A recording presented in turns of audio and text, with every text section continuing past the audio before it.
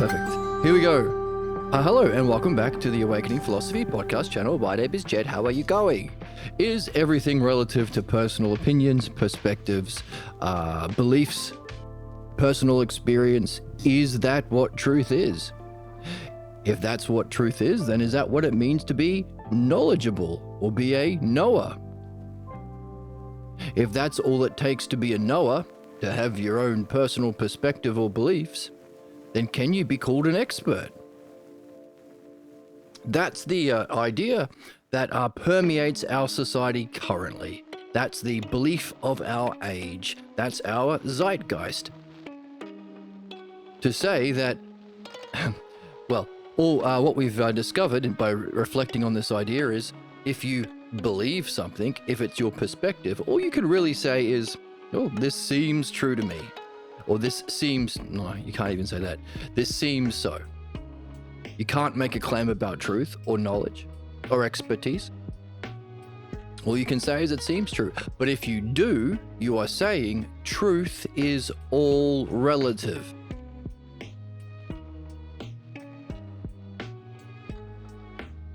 So the idea that everything is relative, we're all entitled to our own perspectives, aren't we?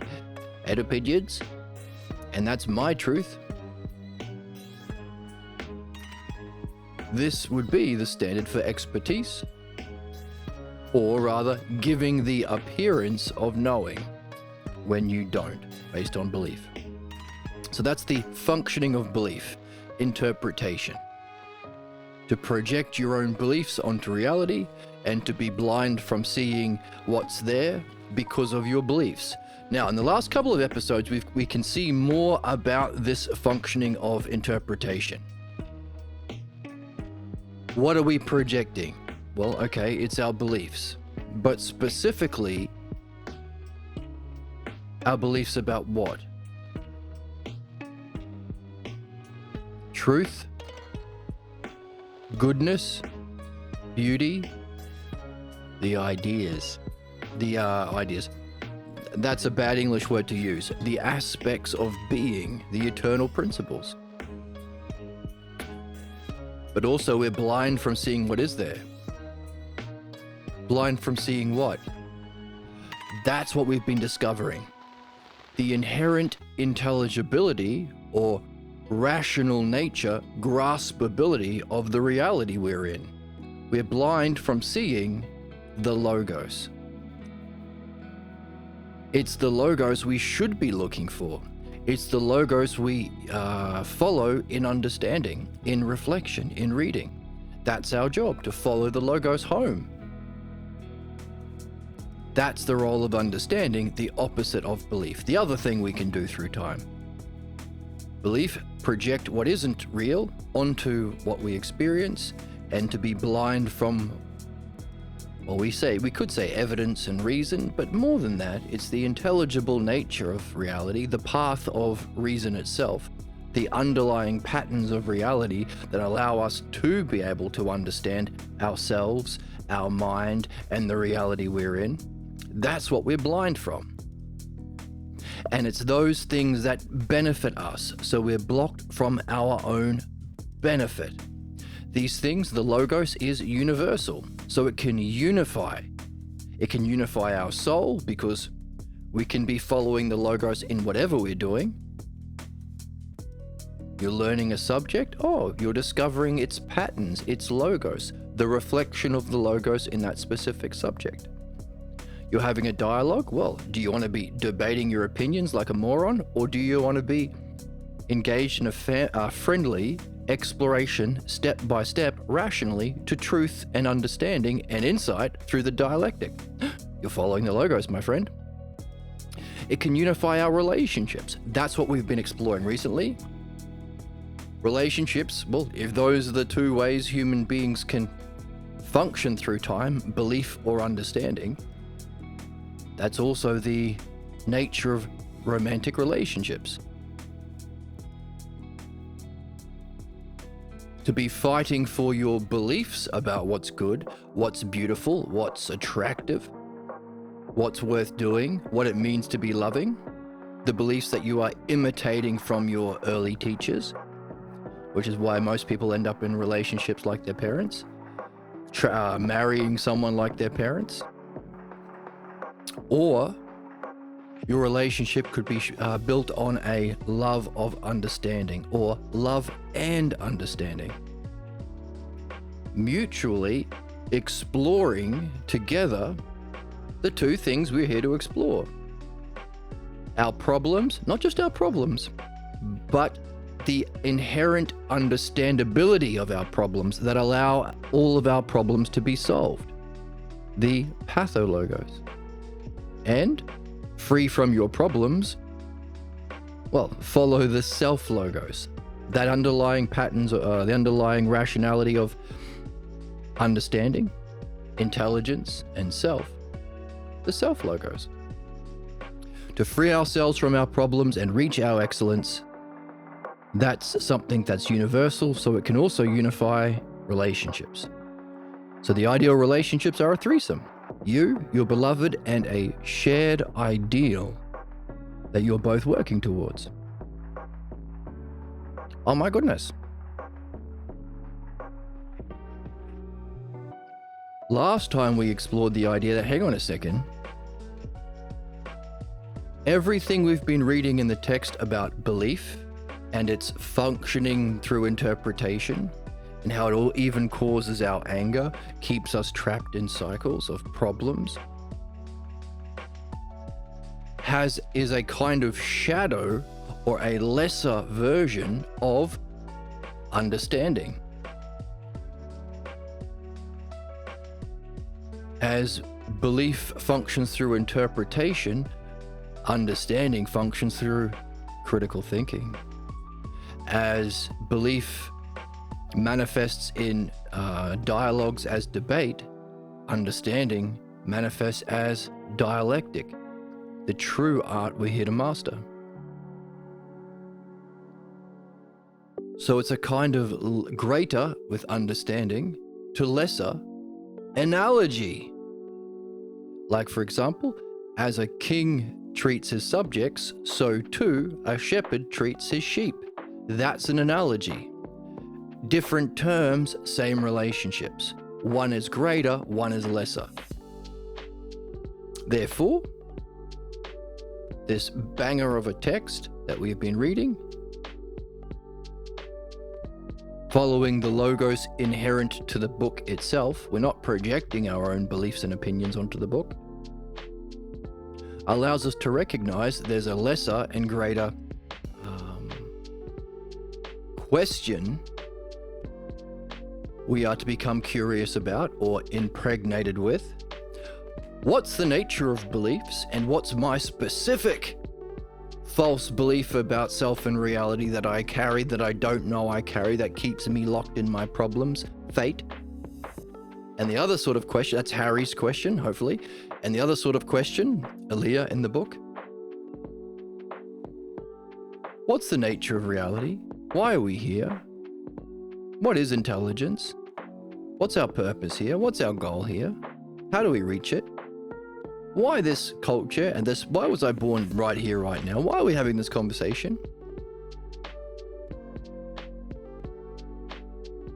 So, and a question about the nature of mind and excellence, reality, and what's my specific question about reality that I can get stuck within my soul and I can carry and wonder about, that can propel me, as the Oracle has been telling us recently, this button here. You're not going to magically force someone to want to get better. You have to come to that conclusion yourself. You have to want to get better. It's that question that will propel us to want to get better. Our motivation, our inspiration. So, a question about belief and our specific false belief about self and reality, and a question about understanding and knowing, wisdom, and what specific aspect are you curious about?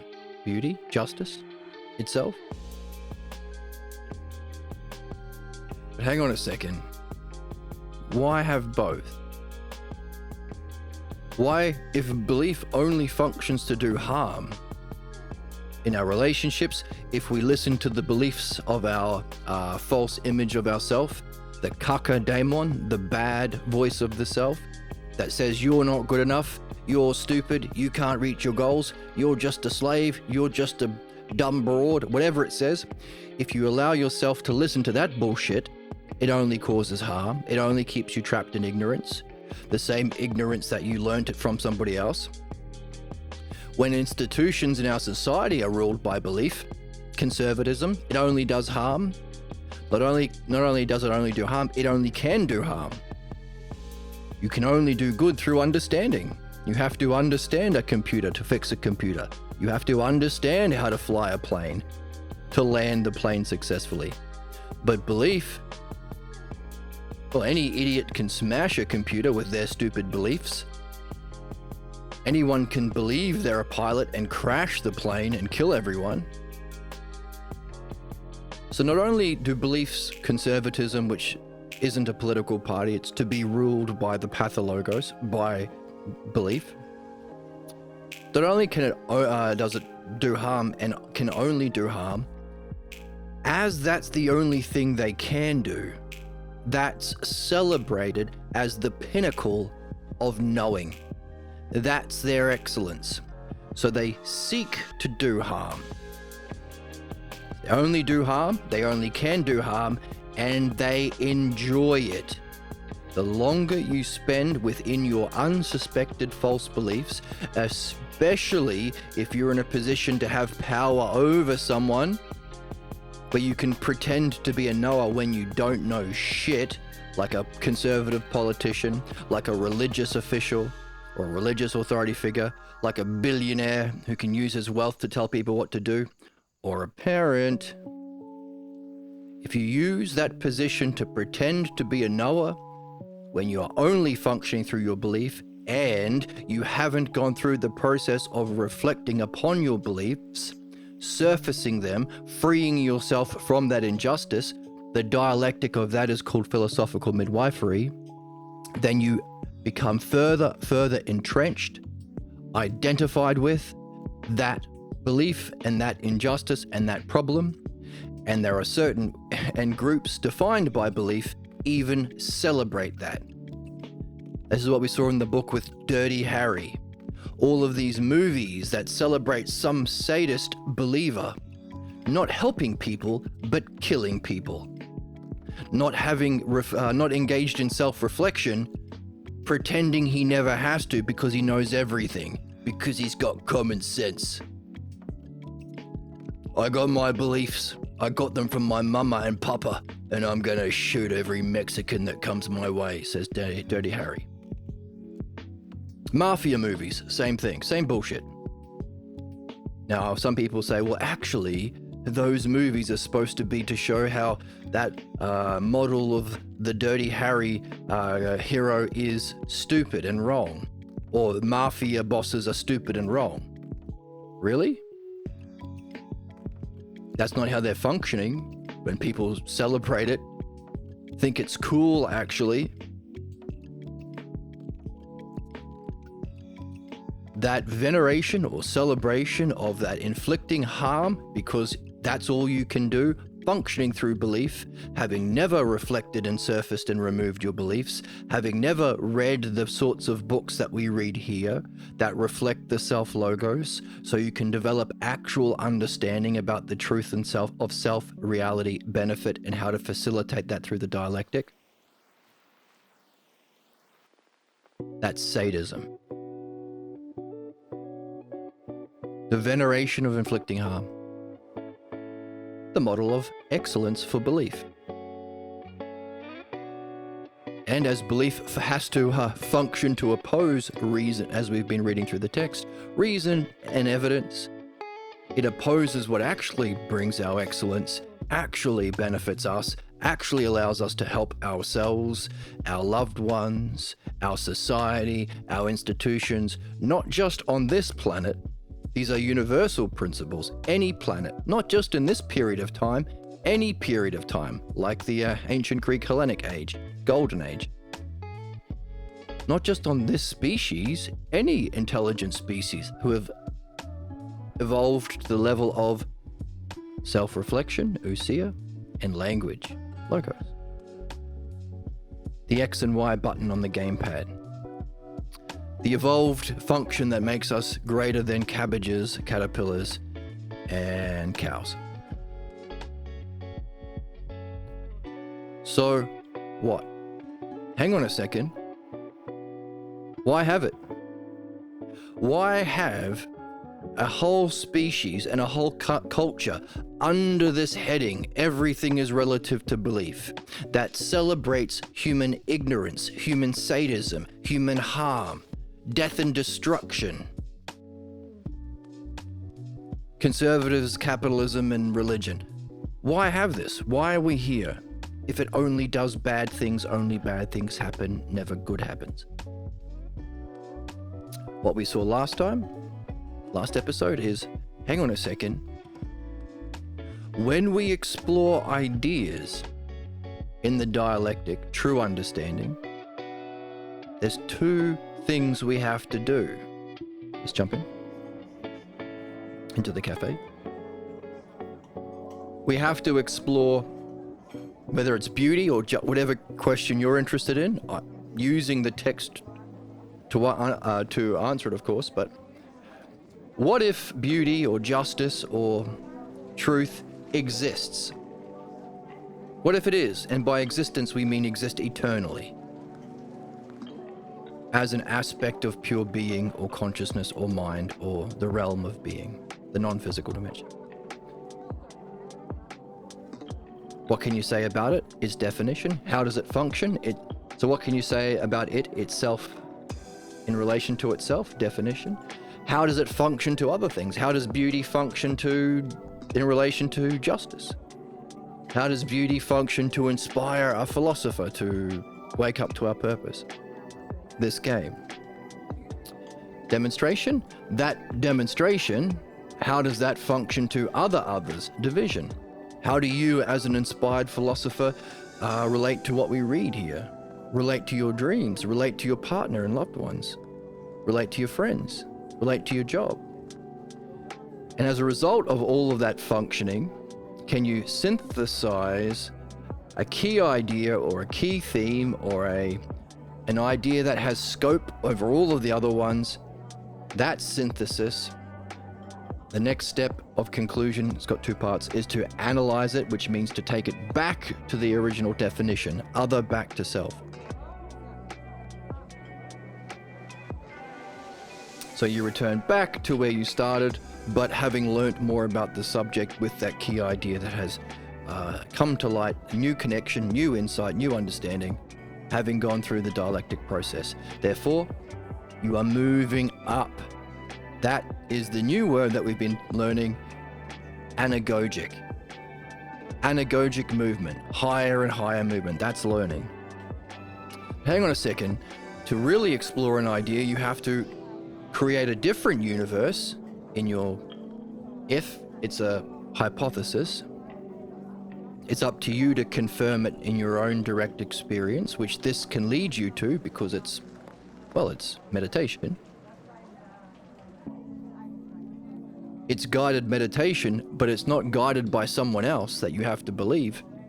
You're guided by the underlying intelligibility of reality. You're guided by the categories of thinking, using the terms from the books that we read, written by the people who've already gone through this process. But also, hang on a second, what if it didn't exist? What if beauty didn't exist? And we saw, how can you give these same four categories? What's beauty itself if it doesn't exist? Well, nothing. It doesn't exist. What are you talking about? How does that function to another if it doesn't exist? It can't function. It doesn't exist. What are you, crazy? What are the divisions? Hang on a second.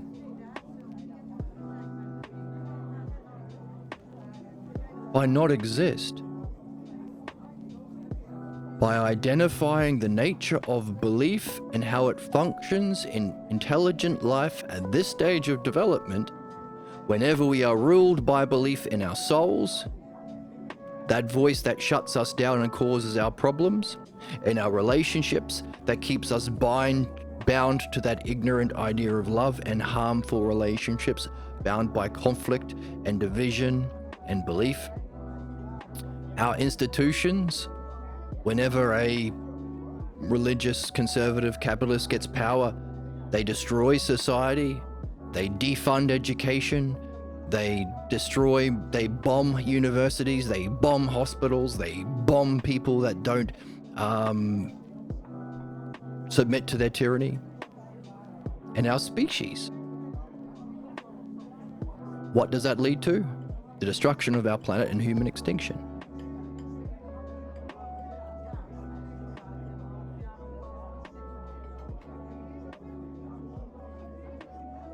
That's what follows if your idea of knowledge or expertise or beauty or truth is a belief. In other words, it doesn't exist objectively, knowably as a universal principle for everyone to benefit from.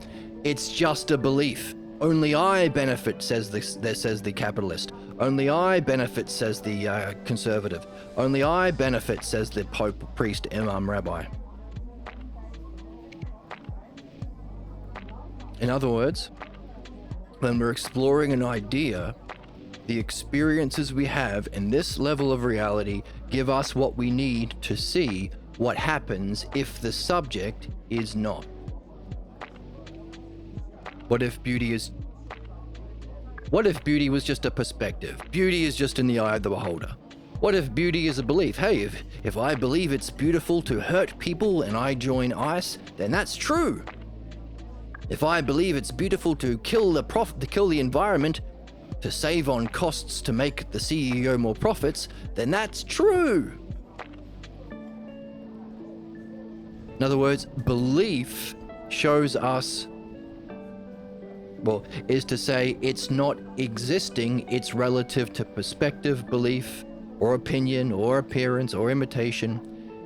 It gives us what we need to explore what if the idea is all relative or does not exist. So we've seen, or we're learning to see, the function of belief. Yes, absurdities follow if you're ruled by belief.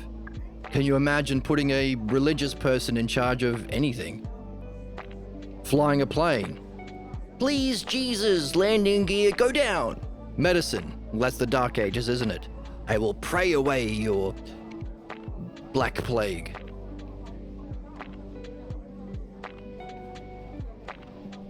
Imagine hiring an IT, all your IT professionals of your office, and their only qualification is they believe in Jesus.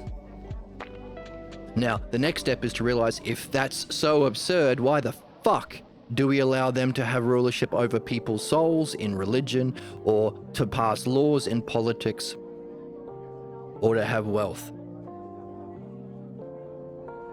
Power over others. So, not only is it absurd, and we can have fun exploring the implications when we put it in something that isn't so life or death, but and when we do put it in meaningful things, horrors. The absurdities and horrors that follow if the subject is not. But what we're also seeing is all of those things that we explore that the believers claim expertise for, the Dirty Harrys of the world. Beauty, I know what's justice. Shooting the Mexicans, that's justice. I have justice in my 6-shooter. Truth, the truth is that we white people are the good guys and you Indians are the bad guys. Goodness, it's good to beat my wife when I get home. 40% of cops. Says these stats. That are reported anyway. Notice all of these things that these people claim expertise for. They can't claim expertise for computers. They can't fix a computer. They can't claim expertise for flying a plane. They can't fly a plane. What they do claim expertise in is all of the ADOS, or aspects of mind, beauty, justice, all of the things we seek to understand and directly experience and reflect upon in the afterglow of that experience, in the ideal relationships or philosophy. What we're seeing also is, what we saw last time is, hang on a second, how can we reach our excellence through the logos? Why is that possible? Because there's an inherent logos within mind or being.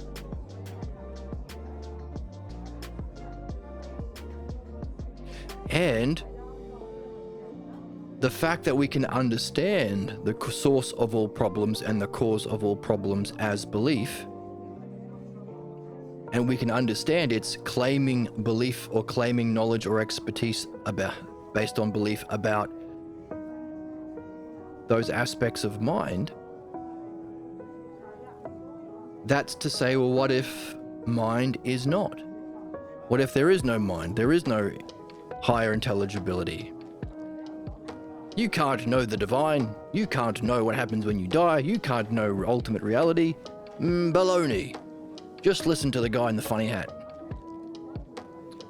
But then we went one step further last time and said, hang on a second. If the subjects that we explore can go under, in truth, can go under the category of excellence, beauty, justice, goodness,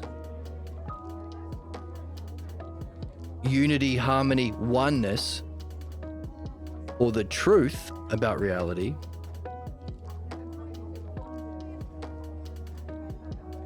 and all problems are its lesser analogical reflection, beliefs function only about what's false, beliefs by definition only cause division, Jews against Palestinians, Nazis against women, and then Jews, and then everyone.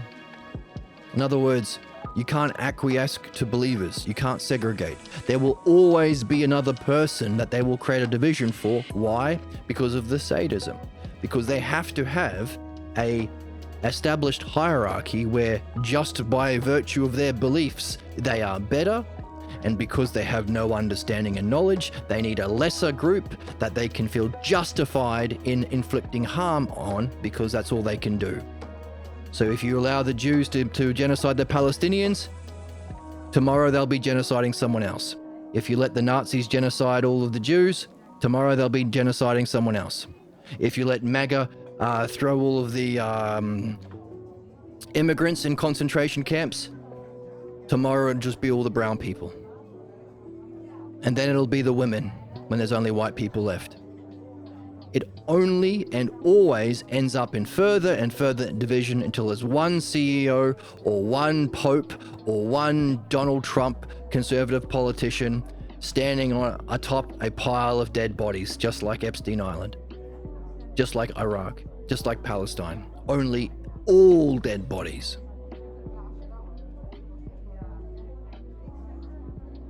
But hang on a second.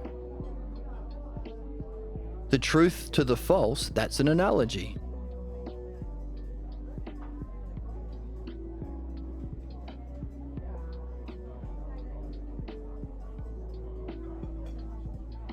That's an analogy. What color? This one? Yes. The truth is the greater from understanding,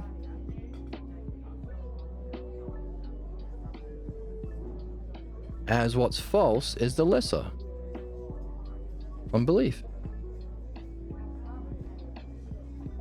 Oneness from understanding is the greater,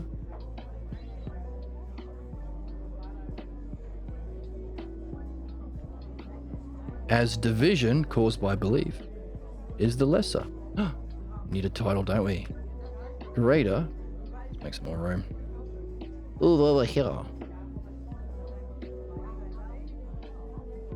There we go. Zoom in a bit more. The greater is to the lesser.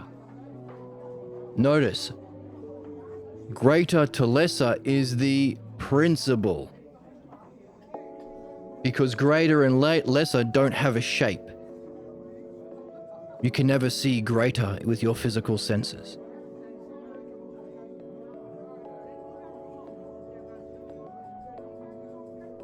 These are the eternal principles of mind that we use with understanding and can directly experience. You can have a greater football player and a lesser football player. You can have a greater chess master and a lesser chess master. You can have a greater mountain and a lesser mountain. In other words, you can apply these adjectives to anything in any dimension, in any physical world, galaxy, time, and place. Whereas beliefs are only from your physical experience. So we're engaging in that which is beyond the physical. We're doing it. We're doing it. We're reflecting on and using the ideas that are transpersonal or universal, elevating our soul, mind, and state of being beyond the physical world of bullshit, which is the realm of belief. Within these categories, other terms, as understanding is to belief, so too, color. Truth is to false, oneness is to division. Understanding can reach goodness or benefit, is to badness or harm.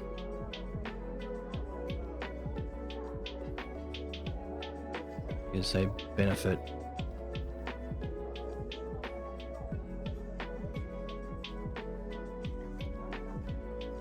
Goodness or benefit.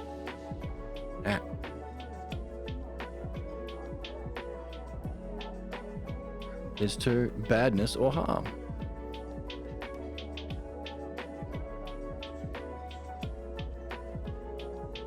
Everything will fall into these categories, wouldn't it? I mean, you can subdivide them even further. The kinds of goodness, health, beauty, justice, harmony. Not how you spell oneness. Oneness. Kinds of oneness, whole and part. Parts into a whole.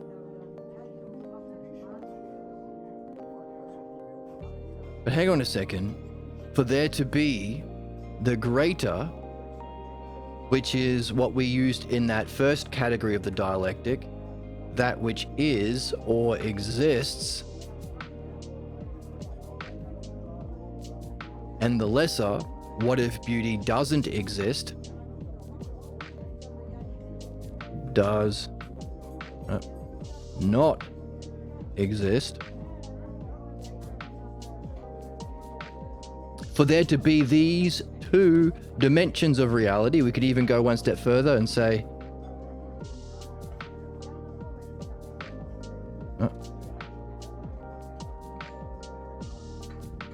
the realm of what is being is what exists is the realm of being. So we can talk about these different aspects and give them names. That's the gods. Why? Because they exist eternally in being. Whereas our physical world is the realm of becoming. Everything's in change, growth and decay. So we're building a big analogy, aren't we? As being is to existence, is to greater, is to understanding, is to truth, oneness, and goodness, so too, the world of becoming is to what doesn't exist. So you see, we don't mean nothingness. That's how come we can do, well, what if beauty doesn't exist? But that's it's all relative to belief. Belief, where we get what's false, what causes division, and what causes harm. Always and forever. The death cults of religion, conservatism, and capitalism. Any one of them, capitalism. Oh, we have to have sustained, infinite growth at the expense of the lives of all of the workers and all humans and the planet. So, line on the chart goes up this quarter. Religion.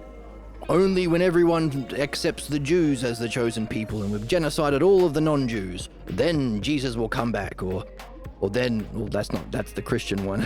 Only when we kill all the non-Christians, Jesus will come back or whatever. Conservatism.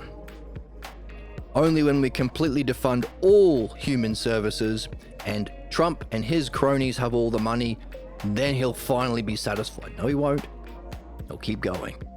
That won't be enough. Can't be. So only false, only division, only harm. The death cults. But hang on a second. The fact that we can experience both, either when we are born and grow up, dealing with, in this part of history where we deal with belief, and when we wake up to what we are learning here, the love of understanding, or dianoia, where we can experience our excellence, reach our excellence, truth, being, greatness.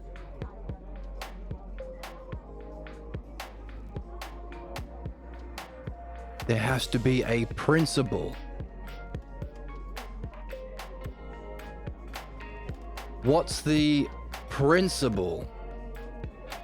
What color? One? No. No, yes. What's the principle? What's the principle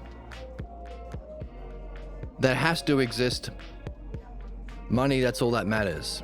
Ha ha ha ha ha. What's the principle that allows for the greater expression in the dimension of being? By the way, no money there, pal. But the diminished version, or the lesser, what's the principle?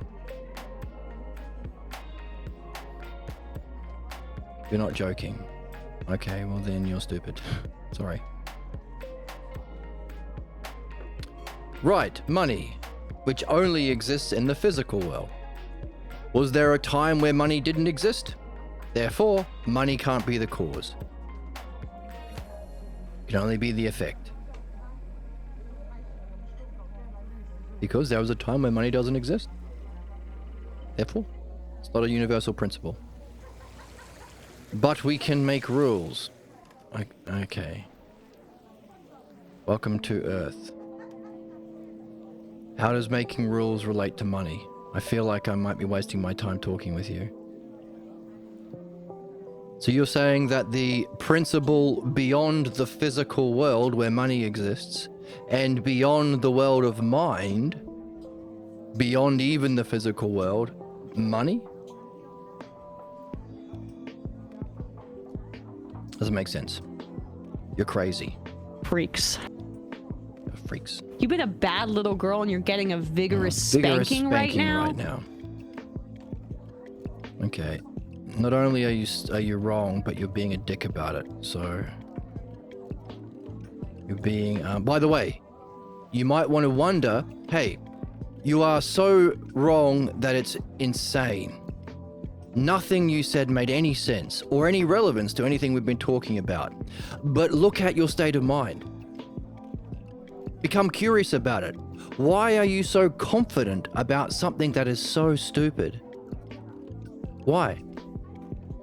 And notice, if you did really understand something that I didn't understand, wouldn't you be happy to communicate it to me? Why? Because you'd be helping me. And you'd be using your knowledge and understanding, right? If you studied to become a vet your whole life and no one ever brought you a sick animal, wouldn't you be very sad because you don't have an opportunity to use your expertise? So, if you had expertise, no, you're saying that if you spent 20 years learning how to help animals and you were never able to get a job as a vet, you would be happy. You'd be happy never being able to use what you're good at. Hey, if you trained for soccer every day of your life and you never got to play, would you be happy?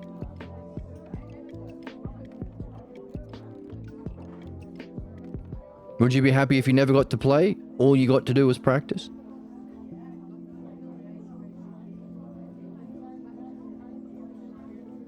You wouldn't, right? So, if you actually knew anything about what you were talking about, wouldn't you be happy to express it? Help me? Why aren't you doing that? Why aren't you helping me to understand what you're seeing? Is it because you don't know it? Or is it because you can't communicate it? No, don't blame everyone. Stop being a baby. You've typed a lot of things. So, why aren't you expressing the first principle behind the realm of being, mind, intelligence, and the world of becoming? Why aren't you expressing it? Do you know how to express your ideas?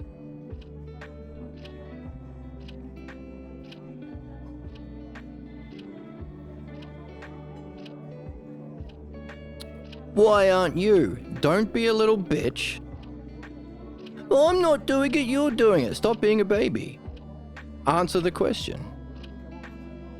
Is it that you don't know what you're talking about it, or you don't know how to communicate it? Which of the two is it? Or that you don't want to communicate it because you want to be mean to people? Could be either of those three things, right?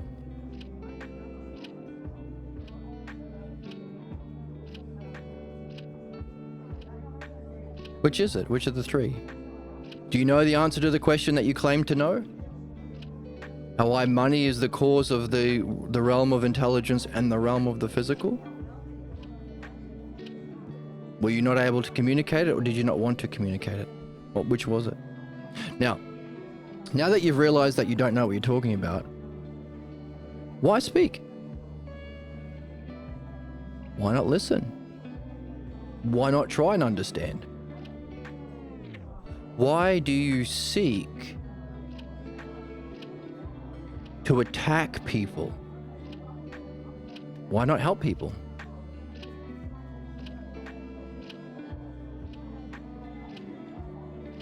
Because that's all you can do. You can't answer the question. You can't answer the question, but by fuck do you want to feel like the person who can. You want to feel like you know something. You want to feel like you're an expert, but you don't, because you don't know shit. And instead of learning so you can be an expert, all you can do is vomit out stupid catchphrases and try and cause conflict. That's all you can do.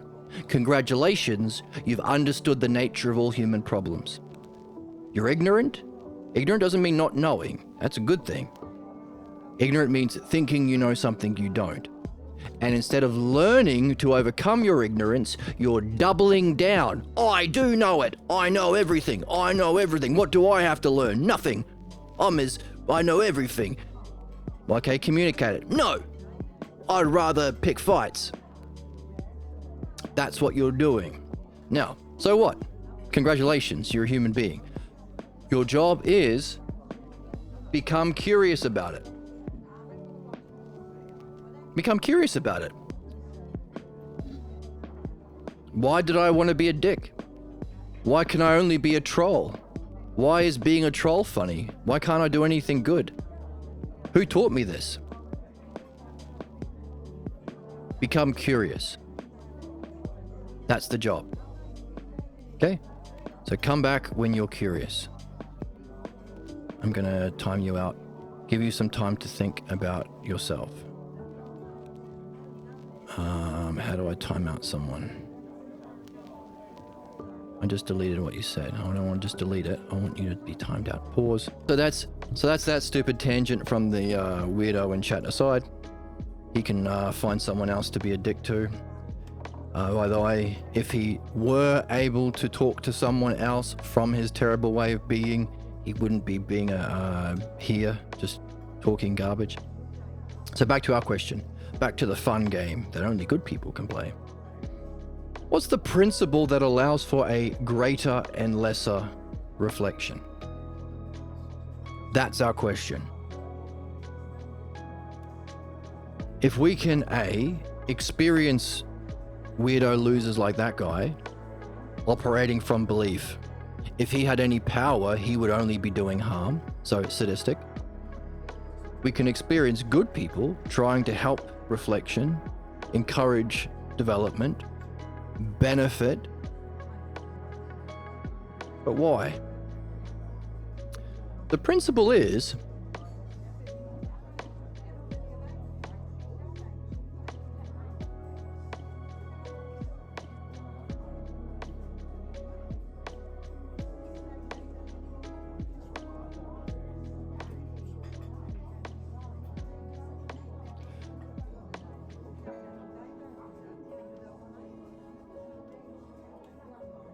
whether or not these ideas exist or do not exist. What ideas?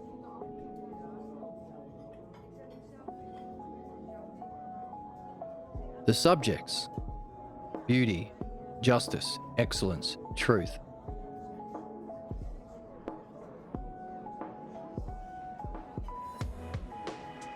The other word we're using, self.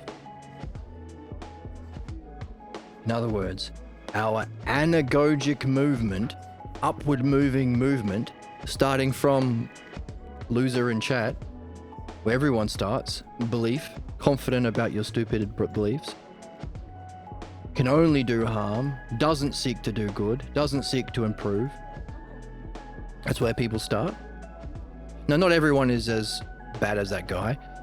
Some people are somewhat curious, some people love understanding, and of course there's many stages of human development that we start from, but fundamentally we get beliefs from childhood, at least at this level of evolution. Our upward moving or anagogic, write that down, color, our anagogic move, not that color, our anagogic, this one, anagogic, which means anagogic, which means upward through analogy,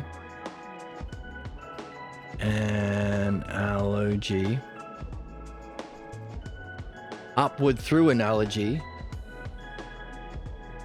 which is therefore our definition of development,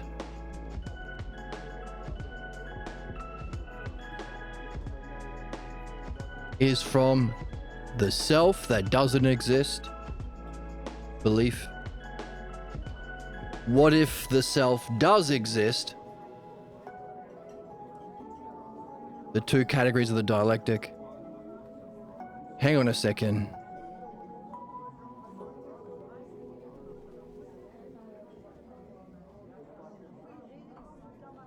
For there to be a self that exists and a self that doesn't, relative to belief, the principle is the self.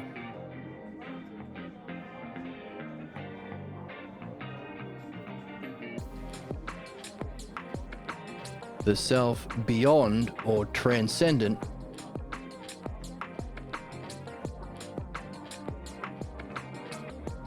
of existence. Therefore, the transcendent is to existence, the self that exists is to the self that doesn't exist. The transcendent is to existence and non-existence as the self is to being and then becoming. Or the principle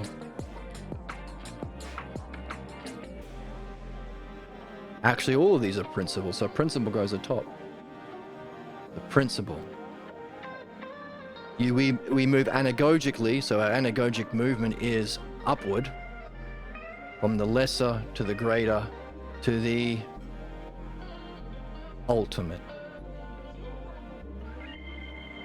Ultimate.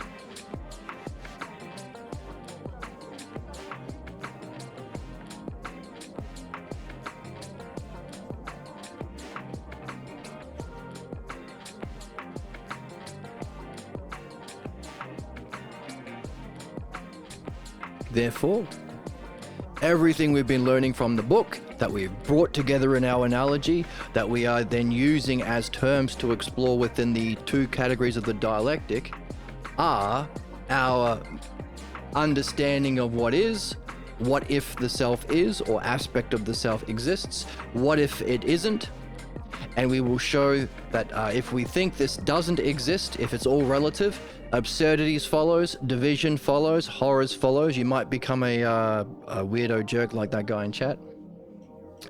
Showing that this can't be true, and the sorts of things that follow if these aspects of self do exist, we can see the necessity for them to be justice. We see there's a harmony within the parts. That's beauty. But it's still being seen by something. Therefore, our purpose and our anagogic movement, which means upward through analogy, takes us from the lesser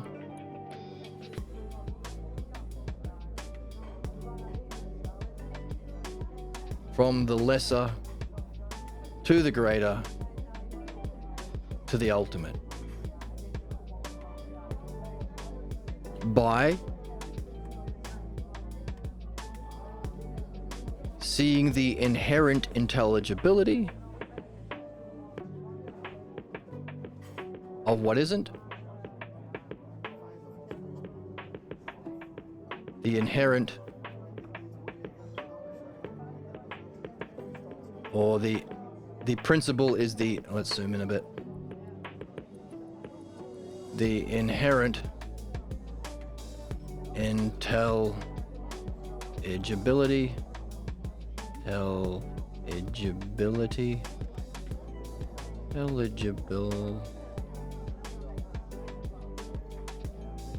the principle is we are seeing the inherent intelligibility of what is the logos, what isn't, or the lesser, the pathologos.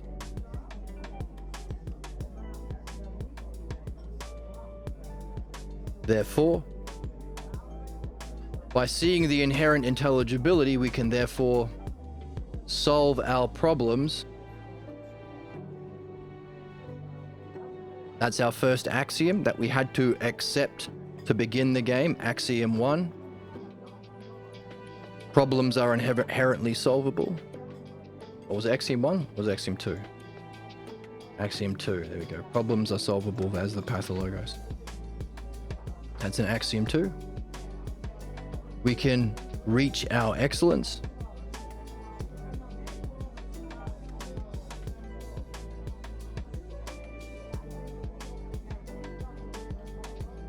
through the logos, which involves the dialectic, which involves analogy, which involves reading, all the things we have been doing. Move this over here. Reach our excellence.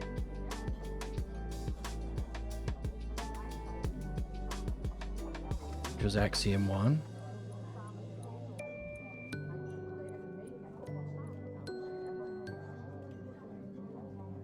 Therefore, there must be for there to be the axiom 2 that exists for us to solve problems by seeing the inherent intelligibility of what is false, what is harmful, what is divisive or bad, the pathologos. And therefore, in addressing that, we're able to move anagogically upward to the higher part of the analogy, to the greater. Axiom 1, we can reach our excellence by following the logos. Therefore, there must be a principal axiom, an ultimate axiom, a transcendent axiom. So in other words, let's finish the analogy. For there to be goodness and badness, badness as the lesser, goodness as the greater, what's the principle that allows goodness as a quality and its distortion, badness? There has to be something good. The principle of good. because this is the category of the principles. That's why this is underlined here, principle.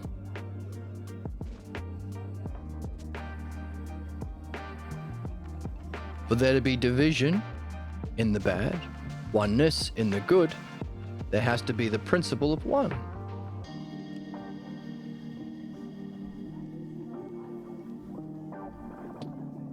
For there to be false and true, for there to be the truth of reality, there has to be the principle of true.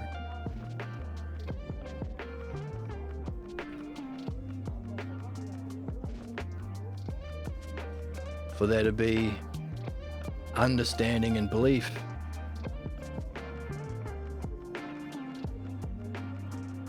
for there to be the greater expression of cognitive function in understanding, the lesser cognitive function of belief,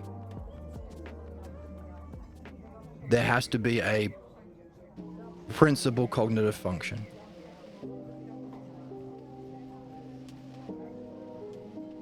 There's a car alarm going off outside.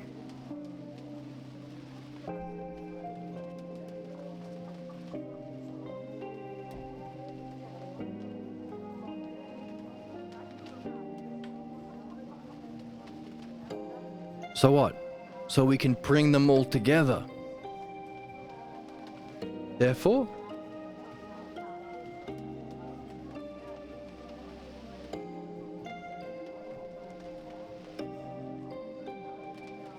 the axiom of all axioms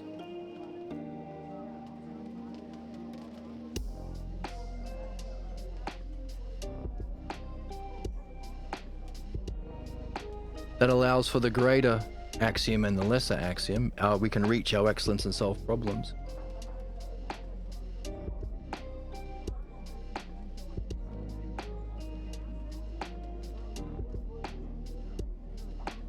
Has to be one idea.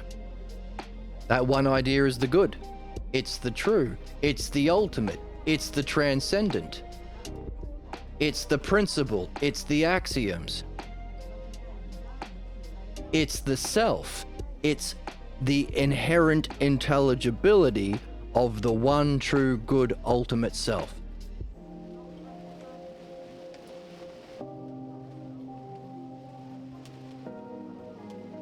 That's our goal. To see the inherent intelligibility of what's bad, false, divisive from belief, the lesser, the becoming.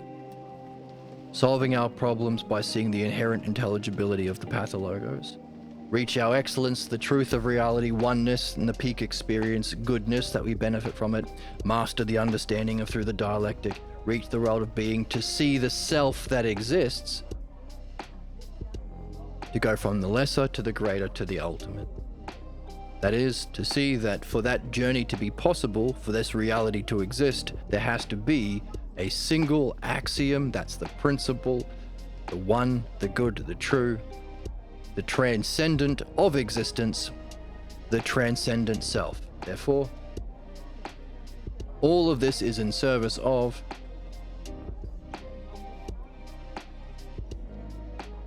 coming to know and function through definition and demonstration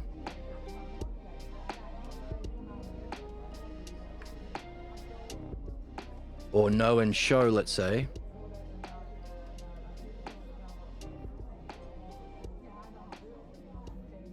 the one good, true self via its inherent, by seeing and following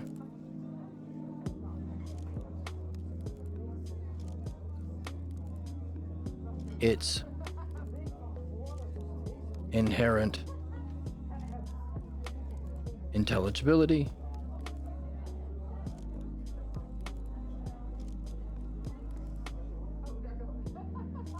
as the single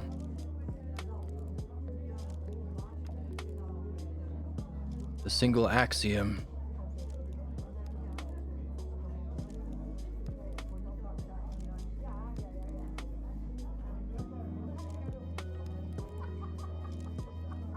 Let's give it a better color than this dirty green. Let's drop a sound drop. I have known people who go to therapy, but they don't actually want to grow and improve and change as people. They just use all the therapy speak to help, like, continue being a shitty person. That was our chatter. Throwing terms. There's no intelligibility. The terms weren't relevant. No relevant in the terms. He was not able to communicate his terms well. There's no rational structure. He just threw random terms out in a random way to continue being a shitty person with no interest in getting better. Can't. That's not the game. That's conservatism. That's religion. That's trying to become a capitalist.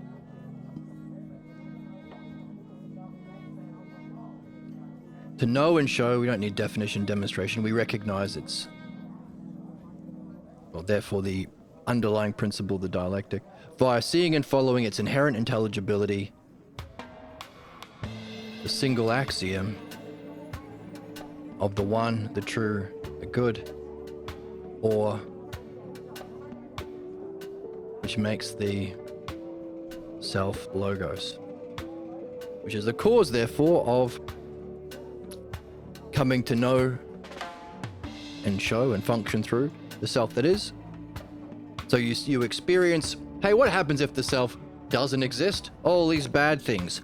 I guess my lesson in going through evolution is never say the self doesn't exist, or it's just a matter of opinion, or it's just a belief, it's just relative.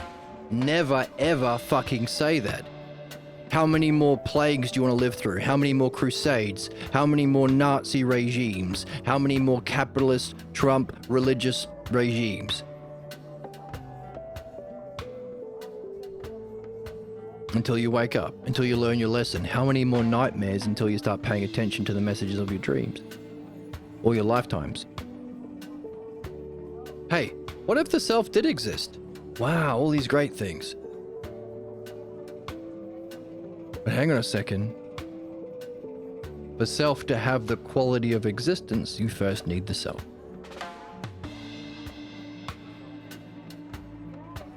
So, by doing the dialectic on all of these ideas, you get the lesser. What if it doesn't exist? It's just all relative to perspective, belief, opinion, shadows, appearance, imitation. You get what if it does exist? And then ultimately you can step back and say, well, this is what if the self, that aspect exists. What if it doesn't? Sorry, what if it doesn't exist? What if it does? This is the one I want to have. These are the peak experiences. What have I learnt from it? Because even experiences have an end. It's not the experience that matters, it's the understanding we glean from it.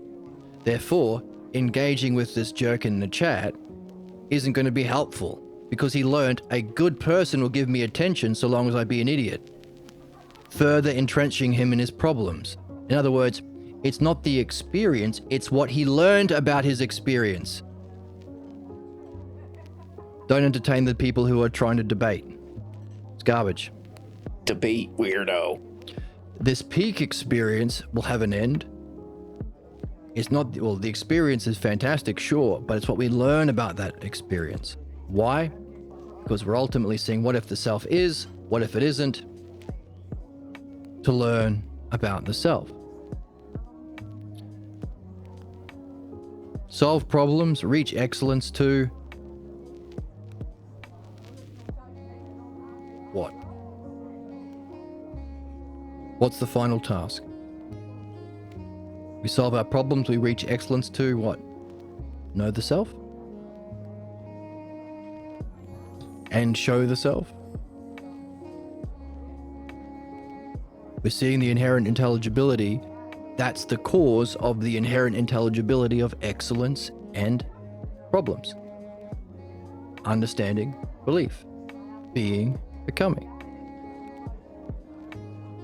Meaning for us to recognize that all problems, all human problems, can be explained in this way, You can explain the realm they exist in, how they are, their hierarchical role within the ultimate greater and lesser, the realm of becoming they exist in, how it functions to cause falseness, division, and harm.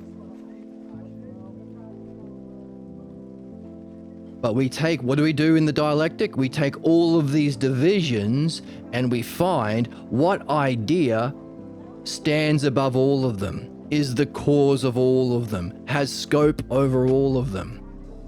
So in other words, the realm that we can participate in, the level of the analogy we're in, the lesser, it functions in a false way, it functions in a divisive way, it functions in a harmful way. But atop all of it, the root cause of all of that is all of that functioning, the cause for all this functioning is belief. Equally so, the greater, the truth, the goodness, the oneness, to be able to apprehend that which exists, to be able to experience the world of becoming, all through understanding. So what? So we have to rearrange all of these.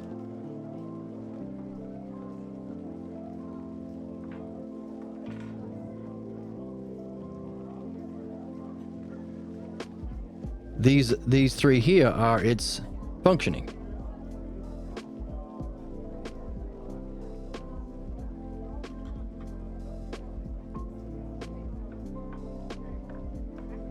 The realm, the idea, whether or not the self exists or not. But at top all of them is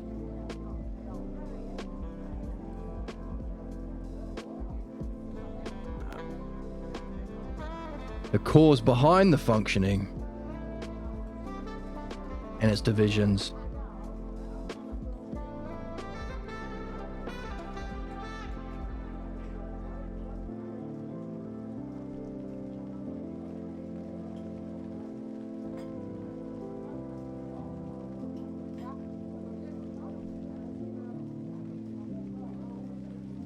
Belief is to understanding. Therefore, if our goal is to definition and demonstration the self, know and show the self, via seeing and following the inherent intelligibility through the logos of problems, the path of logos, through the logos of excellence, the logos of mind, and recognizing that there must be a single axiom behind it for it to be that, for it to exist in that way, for us to go through that journey. All of this must come from and be caused by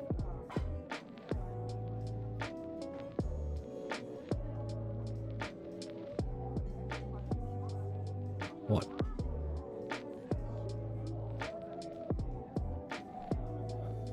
What's therefore the ultimate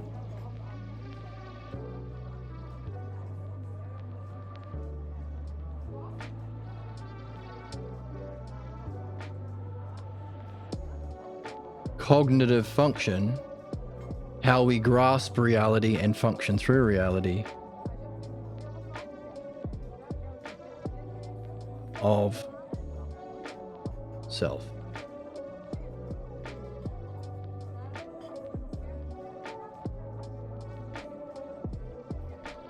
Because that's our goal. What's the name for that?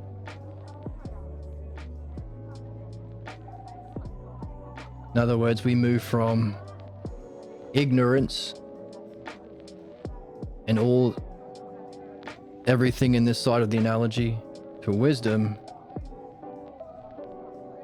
to what?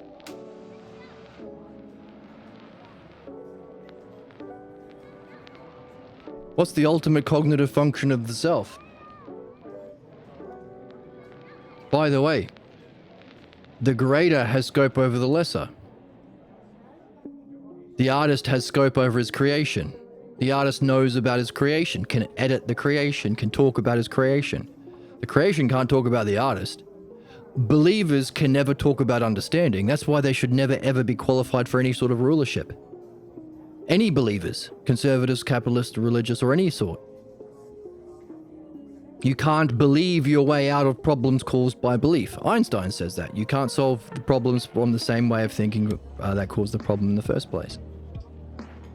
Whereas what we've been seeing is we solve problems, axiom 2, and reach excellence, axiom 1, through understanding. Understanding has scope over itself and over what's its diminishment or what's underneath it. That's the principle of scope. Therefore, our ultimate goal, the knowing and showing of self by seeing the inherent intelligibility of the self logos, the axiom of all axioms, of the self and self logos, well,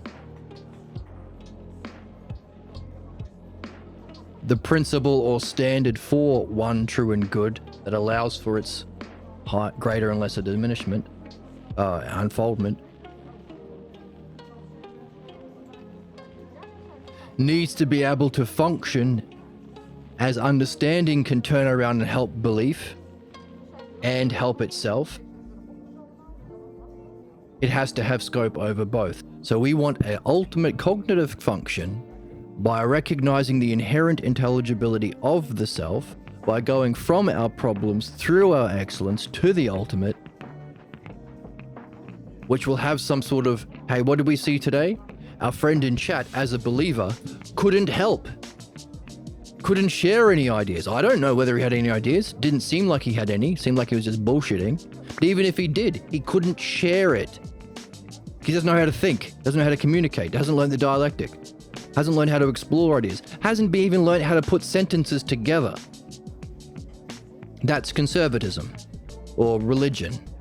Just catchphrases. Make America great. Jesus is king. Elon Musk is the best. Trickle-down economics. Innovators. It's all just catchphrases. There's no logic or reason. That's why they only yell on Fox News. Because fighting and yelling is the distraction from engaging in the intelligible. Bombs, yelling, fighting, being a fuckhead. These are all distractions from reason. Why? Because somebody hasn't learned how to reason and they don't want to learn because they're loyal to belief. We can see that because we are following reason. We are doing understanding.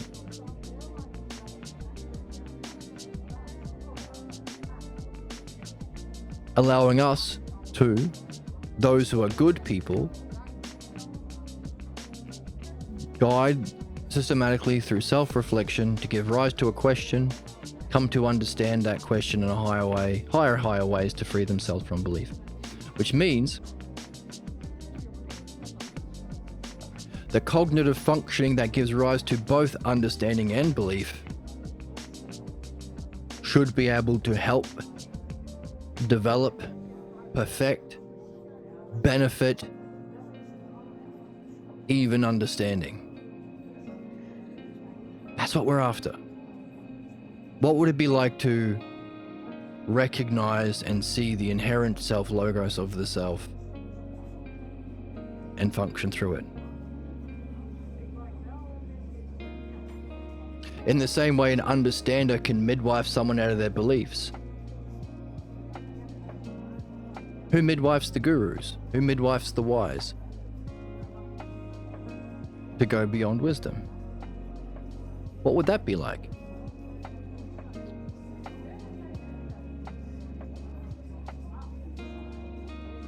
I don't know. That's a big question. That's the question. Well, that's my question. That's a big one.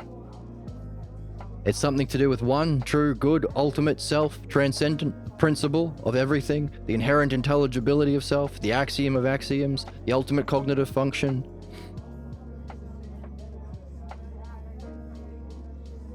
What is it? And who functions in that way?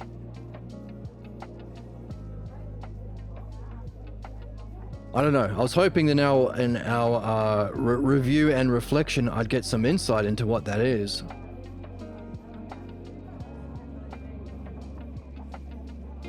Wisdom is to ignorance as what is to wisdom. What's that higher state of self and its functioning? And we do have two key words, don't we? We have...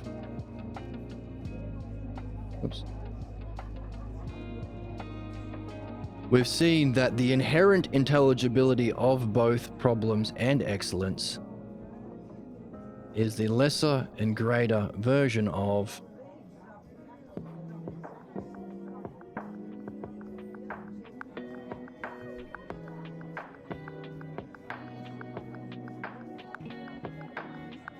X and Y button.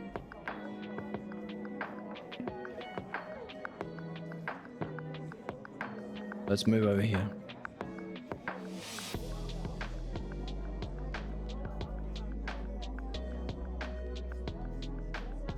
Oops. Whenever I say this too thick, I say, oh, it's a joke. I'm so unsettled. I am so unsettled. Sorry, Emma, that was a bad joke. Dude, suck my dick. Oh my goodness, she's doing it worse. I'm too pure. She's too pure for those sorts of things. The greater, the anagogic ousia, and the self logos is to the lesser. What's the nature of human problems? The stagnant, can't get out of your problems, don't want to change. You're not going to magically force someone to want to get better. You have to come to that conclusion yourself. You have to want to get better. Don't want to get better, you're stuck in the stagnant ousia. Right, Emma? It's a total shit show. Exactly. Right, Ari? They're all a bunch of weirdos and perverts. Okay, fair enough. Ousia and the pathologos.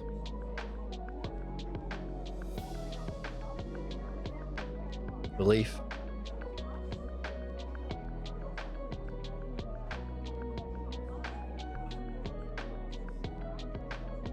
As understanding makes use of the anagogic ousia and the self logos through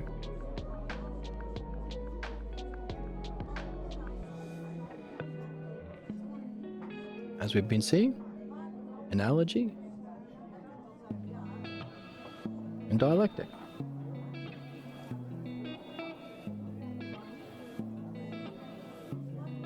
And of course, we have to be reading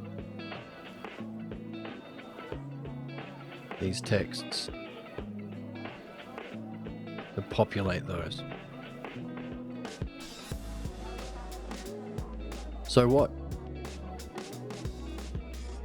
So we want to reach the lesser, greater to ultimate.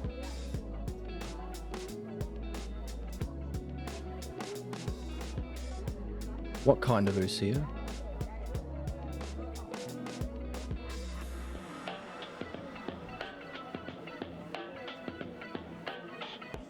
What kind of logos?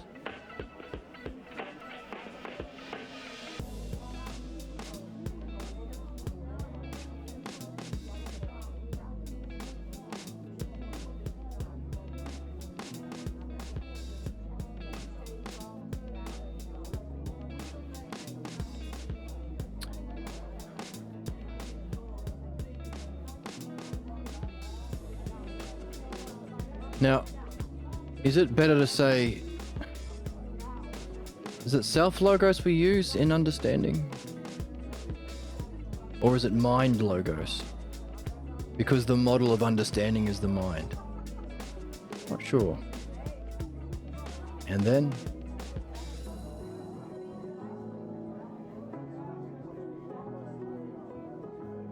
what's the name for that?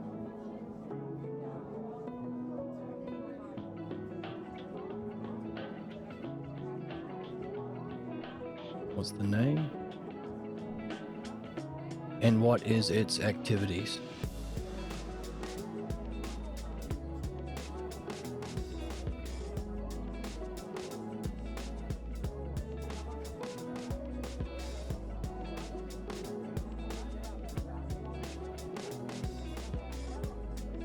And let's finish the belief. So, as something is to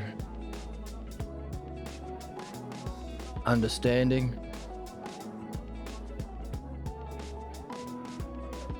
as understanding is to belief, so too the dialectic is to debate, rhetoric,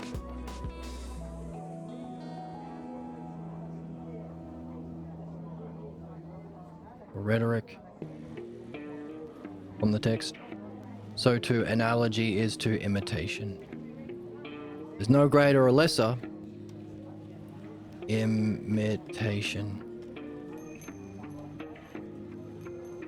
Are there two M's in imitation? The answer is imitation. Nope, there's just one. I was right all along. It's not being crazy. It's called reaching a higher sense of being. Do a poggers. Thank you. And notice,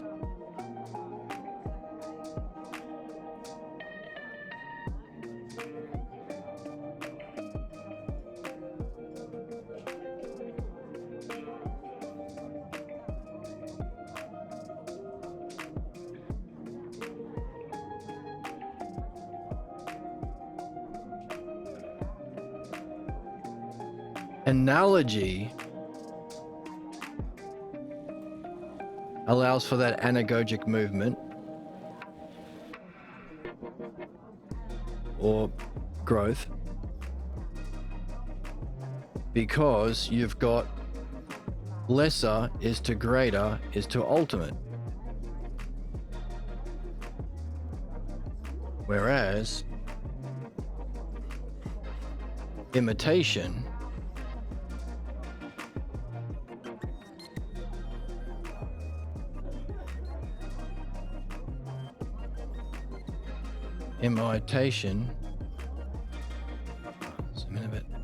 imitation has no movement, and the word we're using for no movement, imitation, stagnant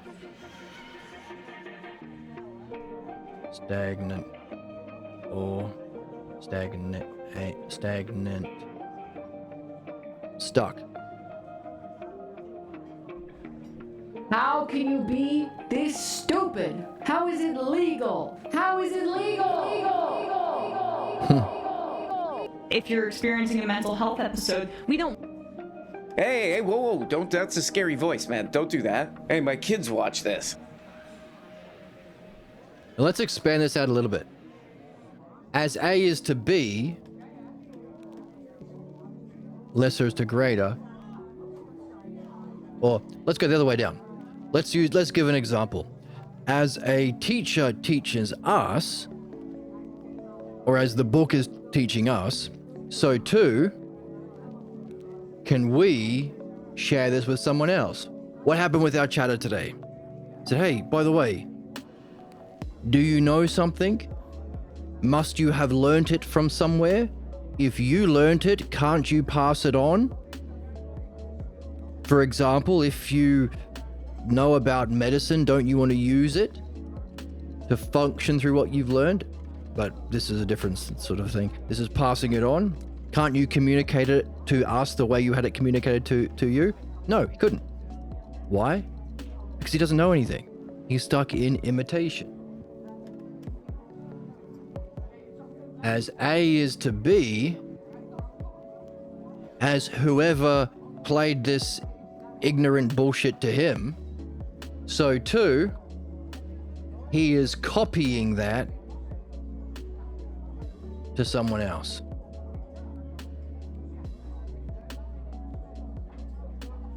That's the difference. It's stagnant, or as we see here, A is to B as A is to B. It's redundant.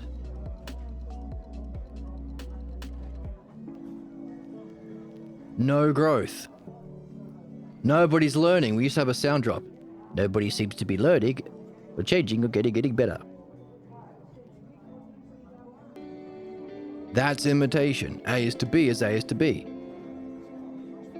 And we saw that was the underlying axiom last time. So the true axiom that we are seeking, what did we see last time? The self-logos, to know the true self, or the one true good self, as the axiom for our development, and the axiom for everything. The standard for everything that's good is the self, the standard for everything. So even in your awareness of pure consciousness, what's the awareness? Or rather, if the peak states are mind turning around to no mind, mind minding mind, that's the, where are we? That's the ousia, the anagogic ousia, upward moving for mind to know itself. What's the difference between that and self-knowing itself? If mind is all of the aspects and self is beyond qualities, if mind knows mind, what's the equivalent of awareness, aware of awareness, or sight seeing its sight without any qualities? What kind of an ousia would that be? Not a whole of all parts, but a what? That's our question. And if the inherent self-logos of mind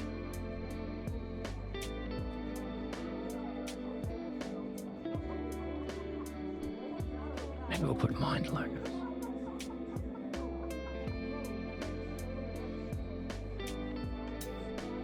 I'm not sure what we put here.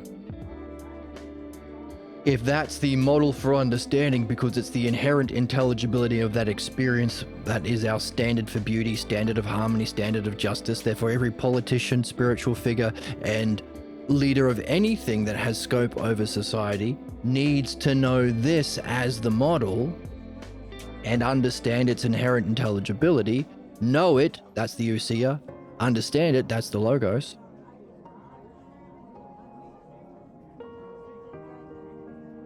How would you see the inherent intelligibility of something without parts?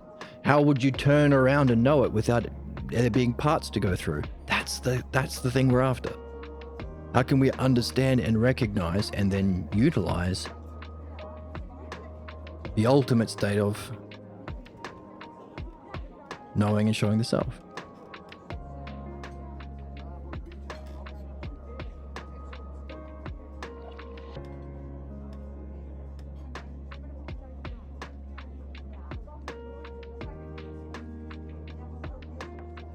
And we also, what were we doing a second ago? Oh yes, the axiom behind it all. The anagogic movement from the particulars. No, that's not the axiom. Where's the axiom? To recognize through understanding the inherent intelligibility or logos of the self beyond existence, but as the standard or model or principle or cause of all principles or axioms. The principle behind the intelligibility of crushing the turts or solving your problems. The intelligibility behind kissing Princess Peach or reaching your excellence.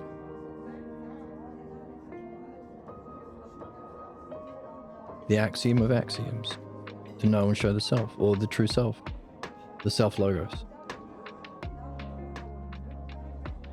Whereas the fake axiom, the distorted axiom for believers is the stagnant or the redundant, or another way of saying that is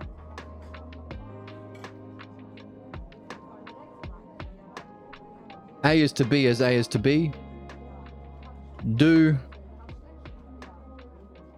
unto others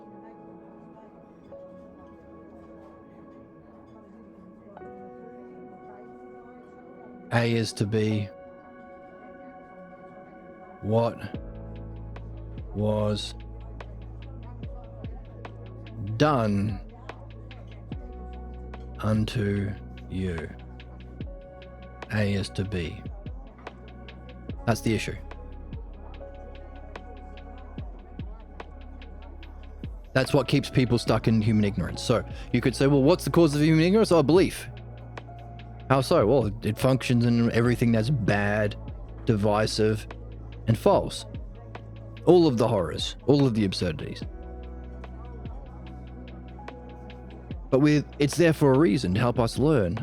So really, the real true problem of humanity is that we get stuck in belief.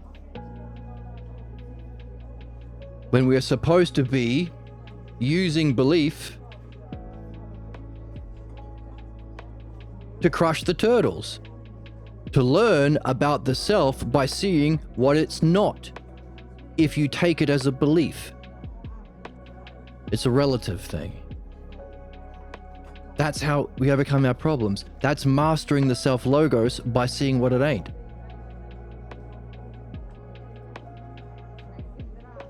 You could also say, well, actually, a similar problem, if you have these peak experiences and you think, well, now I'm seeing the self that does exist, better not get stuck there either. So if you get stuck in either your pathologos beliefs or the self-logos excellence of knowing, you're in a problem. You have to move beyond to learn what you're experiencing, to learn what's doing the experience, to learn the self beyond existence. So don't get stuck in beliefs and ignorance, and don't get stuck in wisdom. Good thing we've been learning analogy all the way along, because analogy allows for movement. You could say, as we moved from ignorance of belief to wisdom of understanding, so too can we use understanding to go from wisdom to knowing the self. Anagogic. Whereas belief is stuck. Instead of overcoming your problems, you are playing it out, doing unto others as what was done unto you.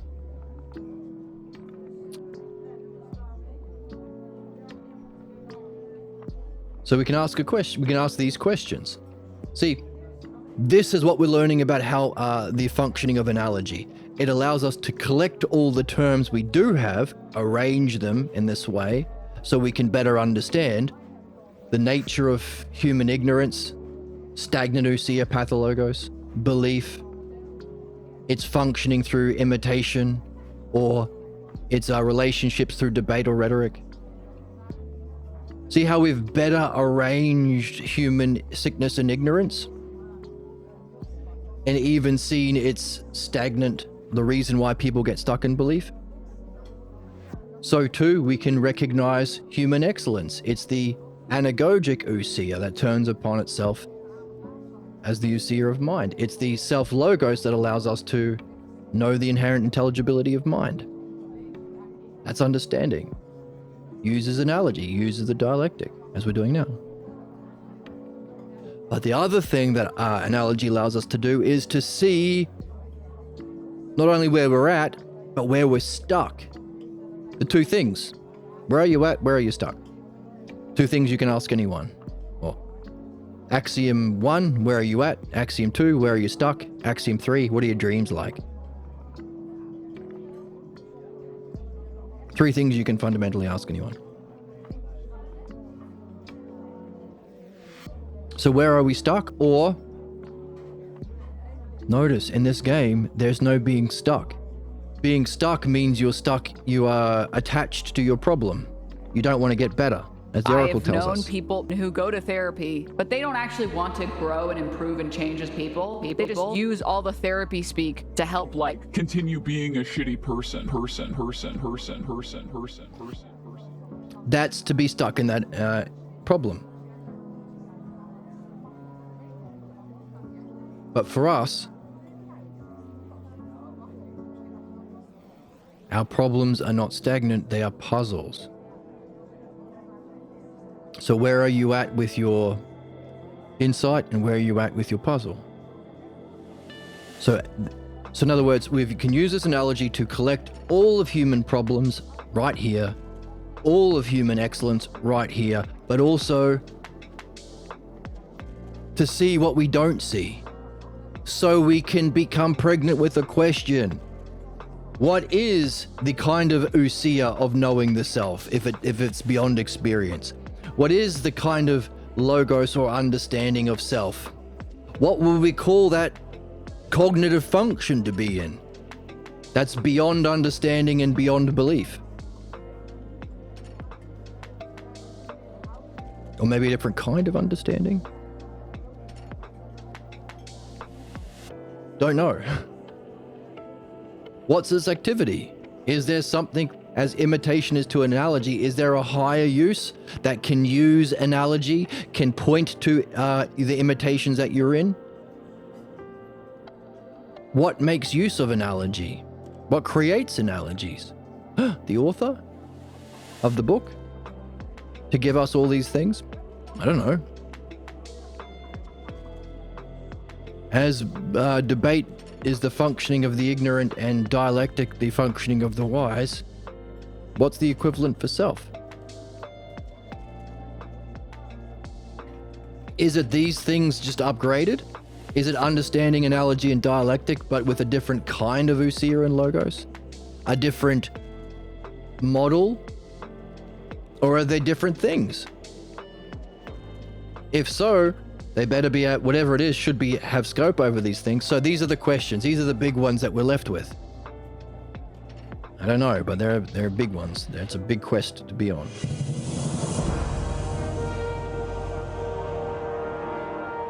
And finally, can we get any insights if this is axiom 1?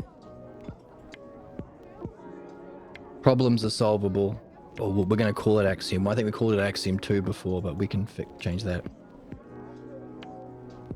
Problems are solvable is axiom 1. Axiom 2, excellence is reachable. And axiom 3 was to do with dreams. How does our understanding of dreams help us to know a different kind of ousia, a different kind of logos, a different kind of cognitive function, a different application of analogy, and a different use of dialectic? Does it help us? Can it help us?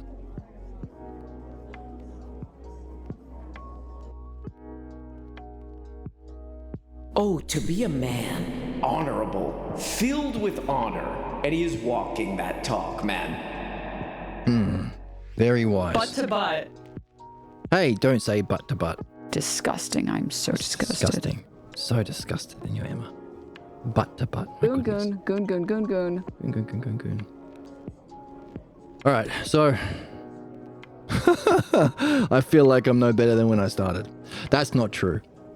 Better unified our reading, our understanding, and better highlighted our questions. And where were we in understanding problems? Well, we saw that there is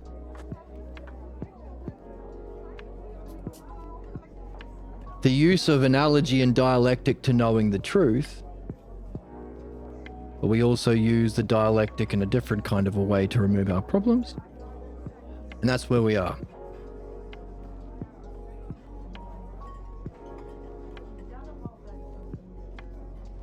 We looked at how do we reflect on our dream to start with a puzzle about your dream and end up with a learning of the problem that you're in. How do you use the dialectic to see how that problem has been playing out in your present, through your past, has an origin scene, and traps you into a future, your fate. And how that origin scene that binds you to fate is a kind of fake initiation scene. The demonstration of your problems. Now we look at that origin of your problem. Now that you've seen so much more, you've developed more understanding, more self-reflection, you're reflecting on yourself and your life in a higher way, and maybe you in your dreams.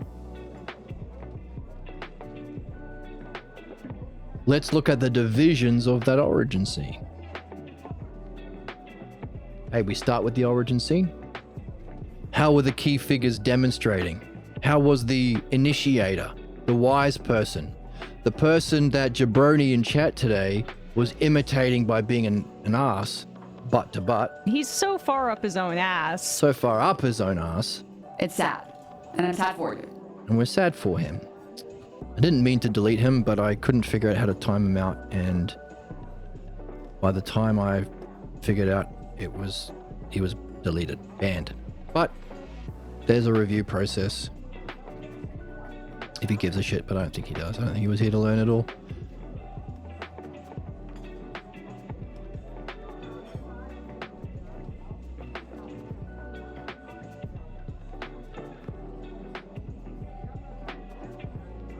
As the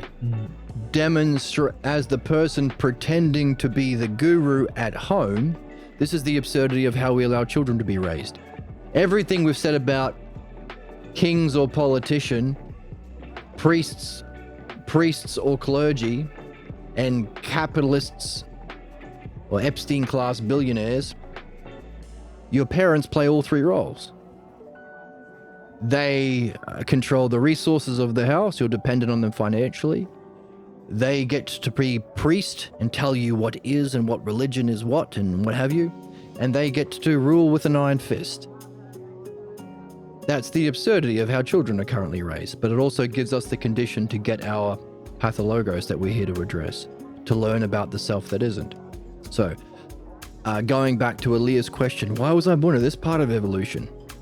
Where we raise kids like this, where we have government, economics, and religion like this. This is fucked. Yeah, it is. But you are seeing what the self isn't, or the absurdities and horrors that follow if you think the self doesn't exist eternally in being. The physical world is just stuff and rocks. It's all just chemicals squirting. It's all a matter of perspective. Religion isn't bad, it's just an opinion. Who cares? No one thinks and feels and acts and functions through their beliefs. A little girl told she's less than men because the Bible says so. There's no harm in that. A Christian who votes for Donald Trump who does a genocide. There's no harm in that. A religious person who believes his beliefs, that's what beliefs are, and said, well, we should put the 10 Commandments in schools. There's no harm in that.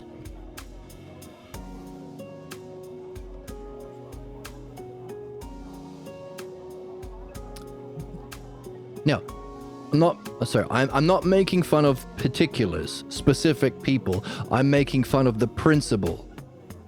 It's all relative as a principle. That's the absurd thing. I'm not having a go at chatter specifically, or everyone thinks this. Not everyone, but almost everyone. To some degree. Because we've never been taught how to reflect. And we've never, in our education, in any institution in our society, have pointed to the sorts of things we should be reflecting on. That's what Joseph was saying in the book. Hey, if all human problems and ignorance and suffering is from belief, why the fuck are we not teaching it at school? We should be teaching it at school. Fundamentally, step 1, axiom 1, class 1, every school, every workplace. Reflect on our beliefs today. What did you see about your beliefs? Because if you don't, it will cause human extinction, sadism, injustice. Step 2.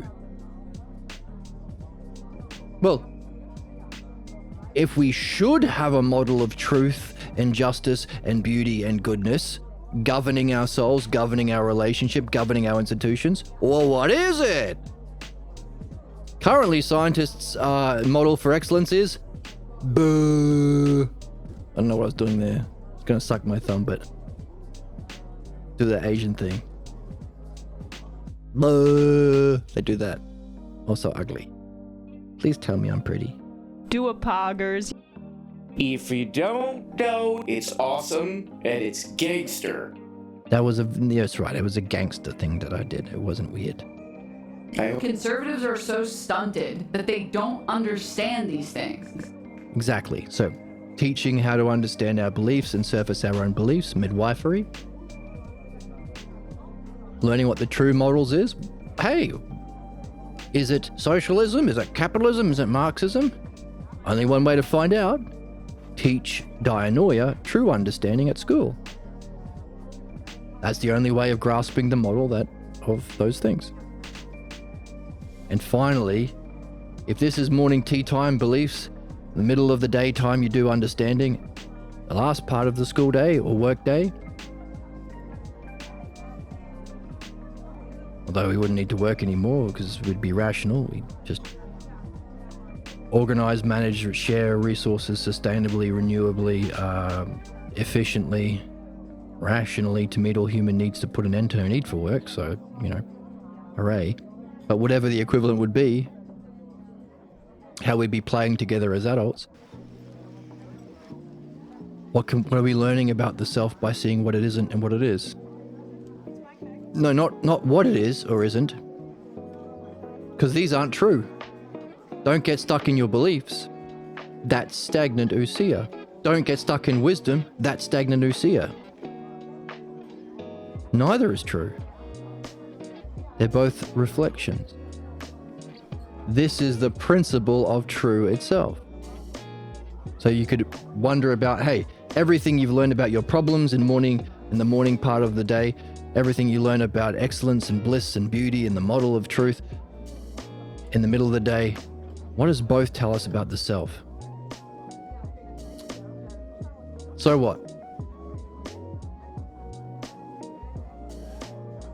So that means what we are now looking at in our use of the dialectic to remove problems, one of the three things we're here to do, those three things we're doing at school are the three things we're here to do as people, as intelligent beings, capable of self-reflection and logos. So, language. So, right. So this would be the analogy, the true analogy that allows for anagogic movement would be the definition of Dharma. Or Dharma is a fancy word for spiritual teaching. So we'll put teaching just to be safe.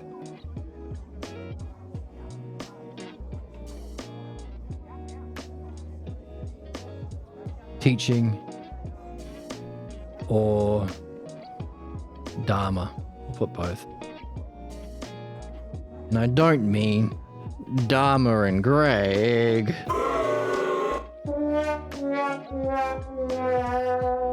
I mean the word Dharma that means spiritual teaching that you pass on in that anagogic, analogical way. I would scoop the moon in a cup for you. Yes, and you should, because it was a fantastic cute. joke. Like it's cutie pie. No, Emma, stop telling us you're cute. Goon. That's just gooner, babe. Gooner. So what? So now what we've uncovered through applying the dialectic either to our problems or ideally your dream, we've gone through, where are we? We're doing the division stage. The problem Dharma initiation stage is that stagnant fake ousia. We can now see more about that from our reflection today. The origin scene question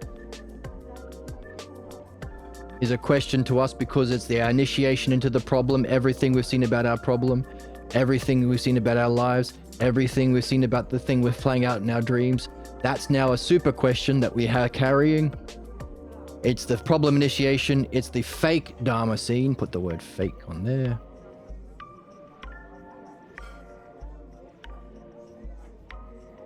Or the sick. The sick is even better. It's the sick.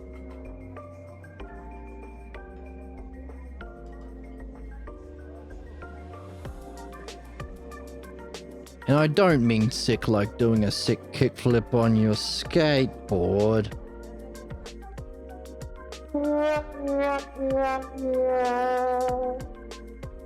He's so far up his own ass. Calm down. I ate a steak. I'm stupid. Hey. I'm drunk all the time, I'm just like you. Hey, that's mean. Don't say that. Fuck. So the stagnant fake ousia. So we've seen it's the cause of our problems. Like that's what defines problems. There's no development, but now we can see actually it's the redundant analogy. Redundant analogy, which is why it keeps us. So our personal development is the anagogic ousia through the self logos, and our problems are when we're stuck.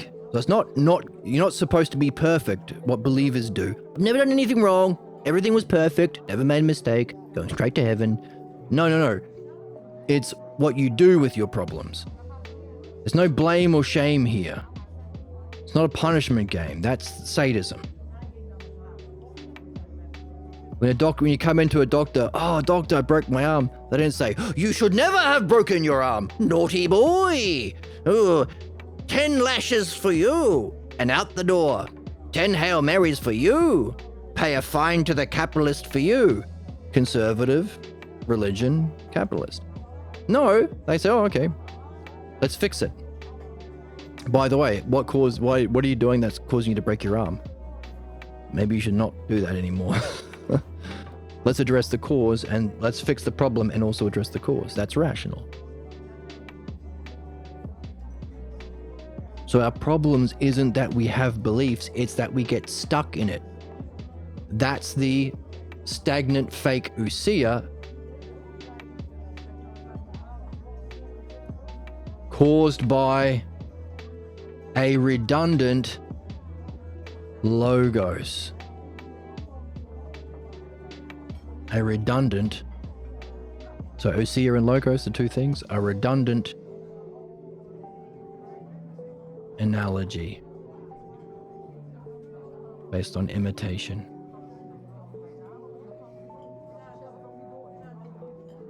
It's these that keeps us trapped in our script or bound to fate.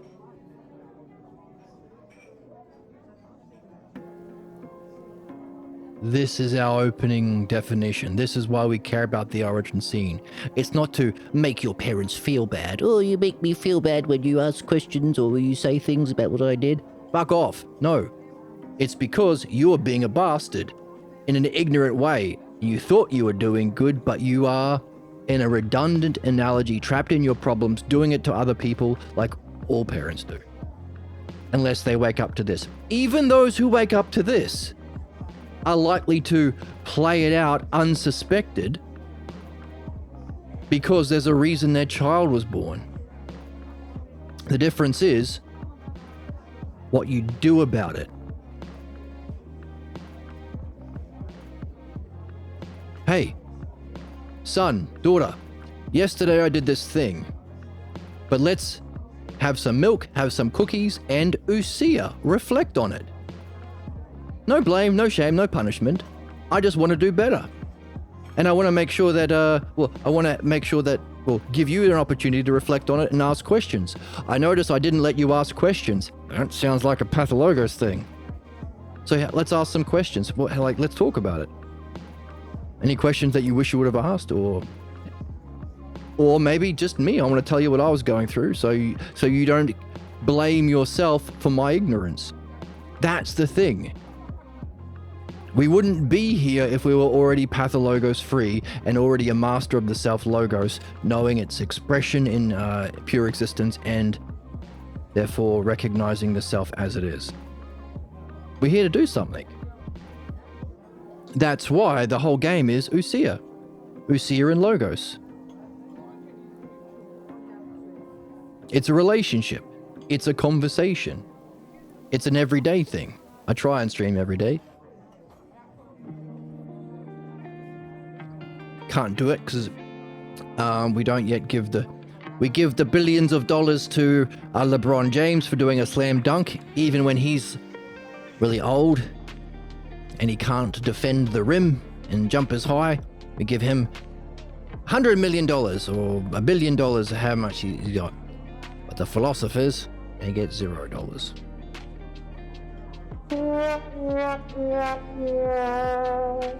Fucking bitch, pussy ass fucker. Exactly. Society is a bitch, pussy, ass fucker. They're completely lying to you. And they're completely lying. Jesus. Jesus Christ, Emma. Hey, don't argue with Emma. I'm so unsettled. I am so unsettled. Now you've got her all unsettled. They're a weirdo. You're there, yeah, and you're both being weirdos. Stop being weirdos. I'm going to get you. I'm going to Hey. find you. And I'm going to get you. Don't get me. It's a total shit show. Die mad about it, bitch. Yeah, you can die mad about it, bitch. Don't get me. So, stuck in a redundant analogy. In other words, you can see now it's from this problem origin scene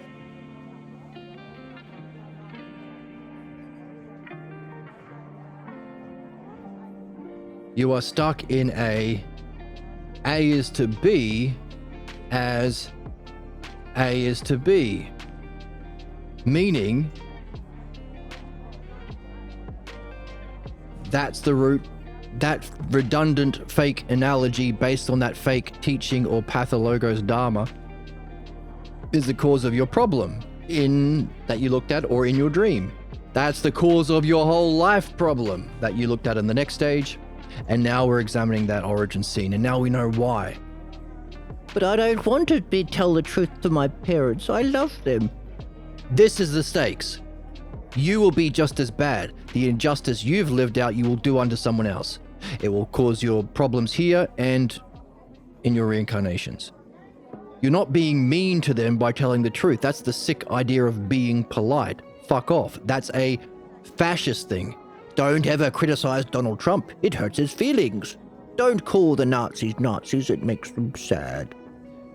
This is the stakes. When you see this, there's a few things you can recognize. Holy crap. I'm not just doing the B. I'm not just suffering this injustice over and over again from my Kakadaemon voice, from the people who I find myself running into, from what I project onto the world. I'm also doing it. Whether it's some weirdo jerk being a dick in chat, or whether it's Donald Trump murdering millions of people, or Elon Musk murdering billions of people, or some religious person murdering billions of people. It just depends on who you have power, where your power lies. How much power you have to play out your problems. That's why yesterday we're talking about when people say all cops are bastards, they don't mean a personal specific cop, the principle. If the role of police is to have power over others so you never reflect on your problem, you just inflict it on people, you become further and further entrenched in your own injustice and tyranny, while at the same time being the murderers for the worst tyrant Epstein billionaire class mass murderers of our species. It's lose-lose. And of course there's way more to it. Of course, the profession itself is sadistic and hurts people and attracts certain sorts of people who want to play out their problems. It's not personal, but you're personally doing it. So in that sense it is. It's your moral imperative. So not only are you suffering from it over and over again in your repeating cycles of problems, dreams, tangents, even fantasies, you're also doing it. You're A and B. You're doing it to yourself. You're doing it to your partner in your relationships. You're doing it to whoever you have power over. Therefore, further entrenching yourself in the very injustice you're specifically born to address, that not only did you not do your job, you further entrenched yourself in your sickness, giving our Socrates expression, an unexamined life ain't worth living. Rather not live that if you're not doing this. If you're not doing true ousia and true logos through reading, analogy, and dialectic, better off not to have been born. That's the stakes. Because what are the two options? A and B, understanding and belief. You're either doing the dialectic or you're further entrenching yourself in your problems via debate. Henry and Halia. You want to be like Joseph and Aaliyah. Jolia. Very good singing. Off the perky, call me Kirky. Very off the perky, call me Kirky.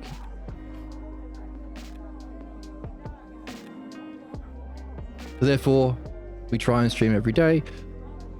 If we want to improve our society, that would be our standard for every educational system, every institution, every position of leadership. We should teach it in school, yada, yada, yada. But we can do it ourselves, and it's also the principle for relationships. And that's what we talked about yesterday. We had someone in chat saying, oh, I hope I meet a goth hottie. And we said, okay, what sort of relationship do you want with the goth hottie? Because you've got to be able to communicate that in some way to them. And you want to make sure they're the sort of person with a good heart and good head that they'd be open to that kind of relationship, the true relationship. Otherwise, you're just going to use that relationship to do unto others what was done unto you, because that's where you learned about relationships or what love is. So therefore, a life not worth living, a relationship not worth having. So what? So all of this is so important. You're not just repeatedly, stagnantly stuck in that A and B as the B, you're also doing it. So the Jews who are crying victim as they do a genocide, the MAGA who are crying victim as they send people to concentration camps, the billionaires who are crying victim as they exploit and murder and destroy the planet for their profits. Cry bullying. You feel like you are constantly the victim in belief, especially when you're the sorts of person who's never engaged in understanding or never self-reflection. You are constantly feeling like the victim because that's how belief functions. You're projecting that. You're talking to yourself. And that's also how you respond to those problems. So you're also doing the very thing you feel like you are suffering from. Not only that, you want to do that very thing you're suffering from, because if your whole initiation, your dharma, your enlightenment is A is to B is A is to B, there are only two roles on offer: the tyrannical parent or the abused child or suffering child. There's no other option. So you seek to be the one suing everyone else, murdering everyone else, the Zionists, impoverishing everyone else, the capitalists. You seek to do that, that's the Satan, because it's much better than being the one suffering from it. That's why, for these belief-based people, every accusation is a confession. When the right wing says, oh, the Democrats are just lying because they're scamming you. No, that's what you're doing. You think they're doing that because that's all you know. That's your dharma. The Democrats, Antifa, want to kill us. No, you're the fuckers killing people. You project your problem onto them, you make them the A, and you feel like they're hurting you, while you seek to be in power so you can fucking hurt the protesters, kill the protesters, kill the good people, kill the anti-fascists. That's the nature of all human problems. A is to B as A is to B. So therefore, due to this amazing banger book, giving us everything we need, so long as we're willing to play the game, like our dreams, so long as we collect the terms and analogy to find the relationships and highlight our missing terms, our puzzles, and so long as we translate it into the dialectic, so we can see the lesser, the ultimate greater and lesser, we can understand all human problems, and not only have we understood all human problems, we can express it in a mathematical equation. A is to B is A is to B. That's human problems. That's why they're cry bullies. That's why they're stuck. That's why they seek to do the very thing they cry about. That's the sadism. There's only two roles on offer, and it's stuck. It's stagnant. Where we're at in the dialectic is, what we're figuring out is, why is this bullshit believable, if true anagogic movement is so great, if true wisdom is so wonderful, if actual loving relationships is fantastic, if a rational human society where we take care of our people and planet would be so fucking amazing, why are we so fucking addicted to stupid shit? There.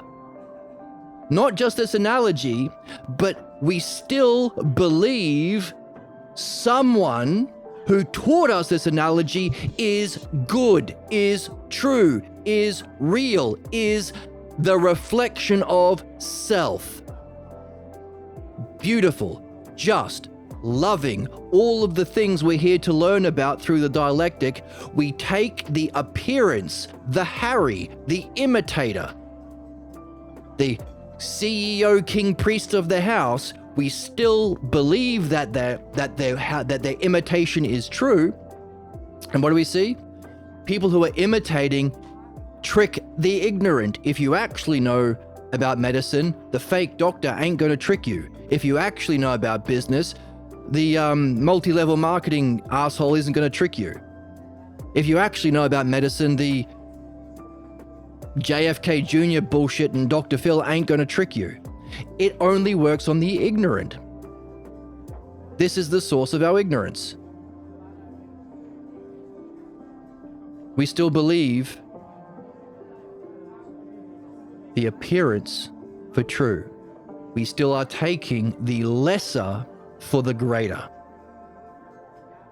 Not the greater. And by the way, our job is not just to get stuck on the greater, but go on to the ultimate. We're stuck. So in other words, what we have to do now is take everything we've learned in all of our reflections and our dialectics, and now we have to use them. From here on out, in the last parts of the dialectic, we have to use both. We have to learn to address this through comparing everything we are learning about the greater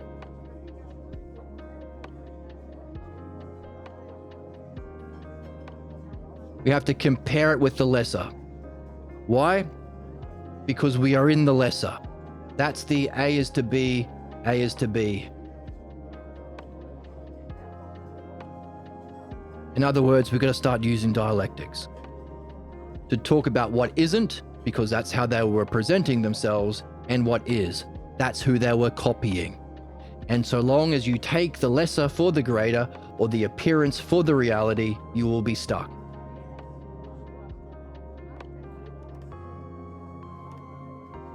Therefore, in order to free yourself from your problems, you can't just be looking at your problems, you also got to be reading. This is reading. Learning to look for the terms, collect them through analogy, put them in a dialectic, that's it, that's fun. And now we use them. Now it matters. Well, it matters before as well, but it matters here especially. So, we need to take everything we're learning about the greater and apply it to the lesser.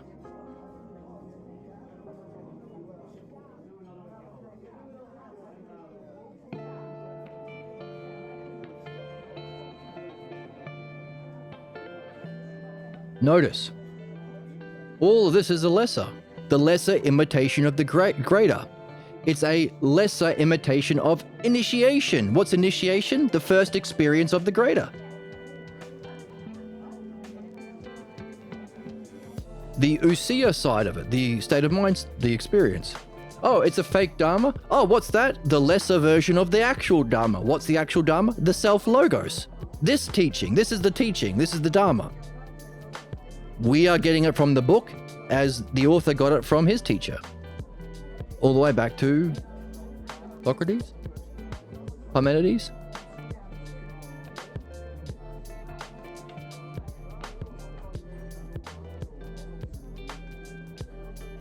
We're separating the fake from the true, the belief from the understanding.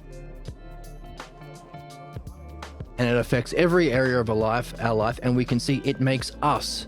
The very thing that has the injustice we suffered that causes our anger, we are still doing. We have to, this is the stakes. Now seeing all that is important for two reasons. Number one, to see the importance of what's true, the importance of our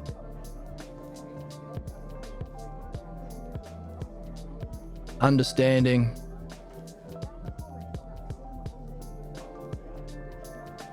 of what's true,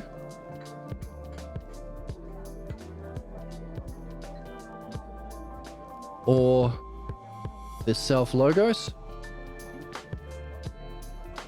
So that's the analogy and dialectics we've been doing up here in Kissing the Princess. Now we need to use it to stomp the turds. Remember the two things we do? Stomp turds, kiss the princess, remove our problems, reach our excellence. But then also there's a third thing. To see the reason for both is to learn about the self, the inherent understandability and knowability and functionability of the self beyond even what is and what isn't. That's the gold star of Mario Party. When you win the Mario Party. Hooray.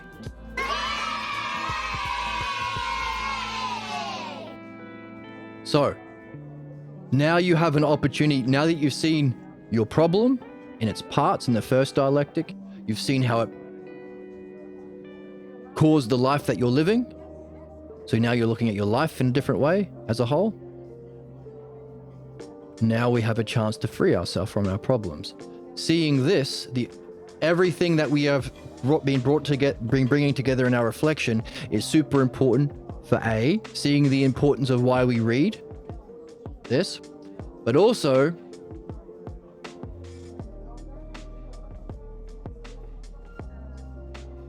because here we are likely to face our greatest counterattack.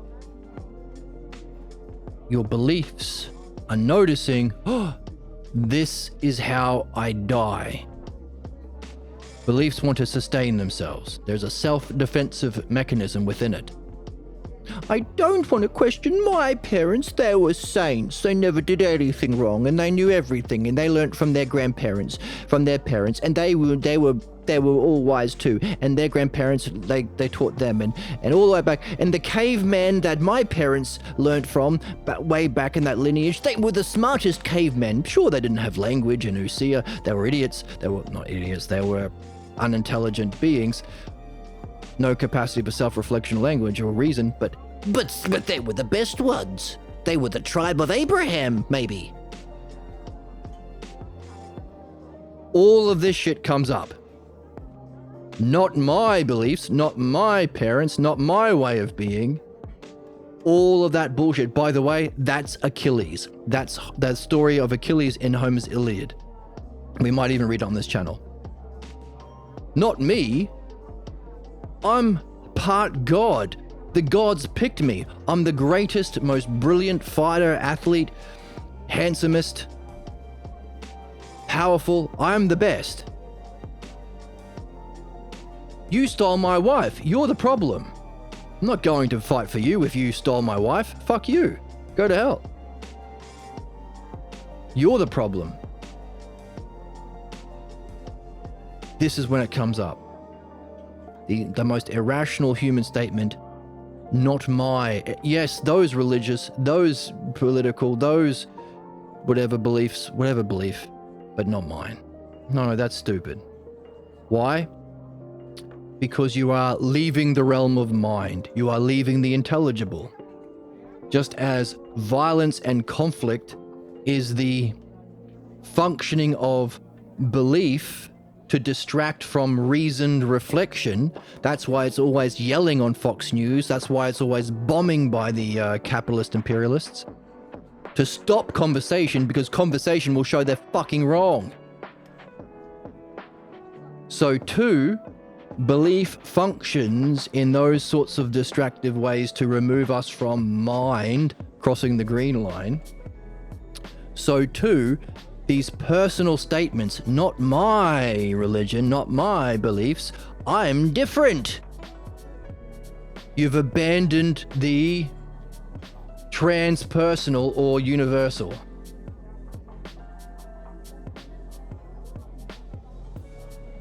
You've abandoned principles,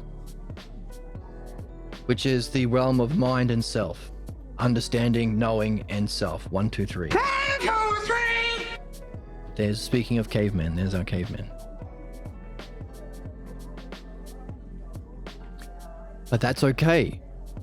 Our job isn't to not have these personalized counterattacks to defend belief and sabotage our activity. Our job is to watch them. Don't listen to them. Their belief. Never listen to a believer. We've seen this a million times. That's the cause of all problems, listening to a believer. Don't believe them. Don't be ruled by them. Don't buy into their conflict. Hey, when a Trump news guy or a debate bro pervert, debate dweeb, introduces you to a debate bro, hey, debate me so I can be to you the same way my fuckhead parents or preacher or capitalist donor was to me.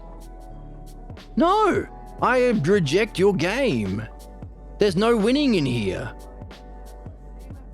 That's the Steven Crowder bullshit. Debate me, bro. Change my mind. No, you don't want to change your mind. Remember what the Oracle tells us every day since I put it on my board? You're not going to magically force someone to want to get better. You have to come to that conclusion yourself. You have to want to get better.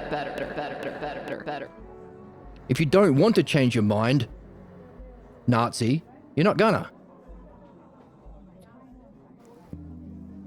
So, our job isn't to not have those problems, but to recognize them, don't listen to them, don't debate them, but wonder about them analogically. Oh, interesting. Like a friend. If your friend said, hey, you're really doing well with your dialectic and your reading and your midwifery, you should give that up. You wouldn't say, okay, duh. You'd say, hang on, what makes you say that? What's your expertise? Like, do you know about this stuff? Have you gone through it? Who was your teacher? Like, why are you saying that? That's how you would approach anyone else. Make sure you approach your Kakadaemon, the Pathologos counterattacks, in the same way.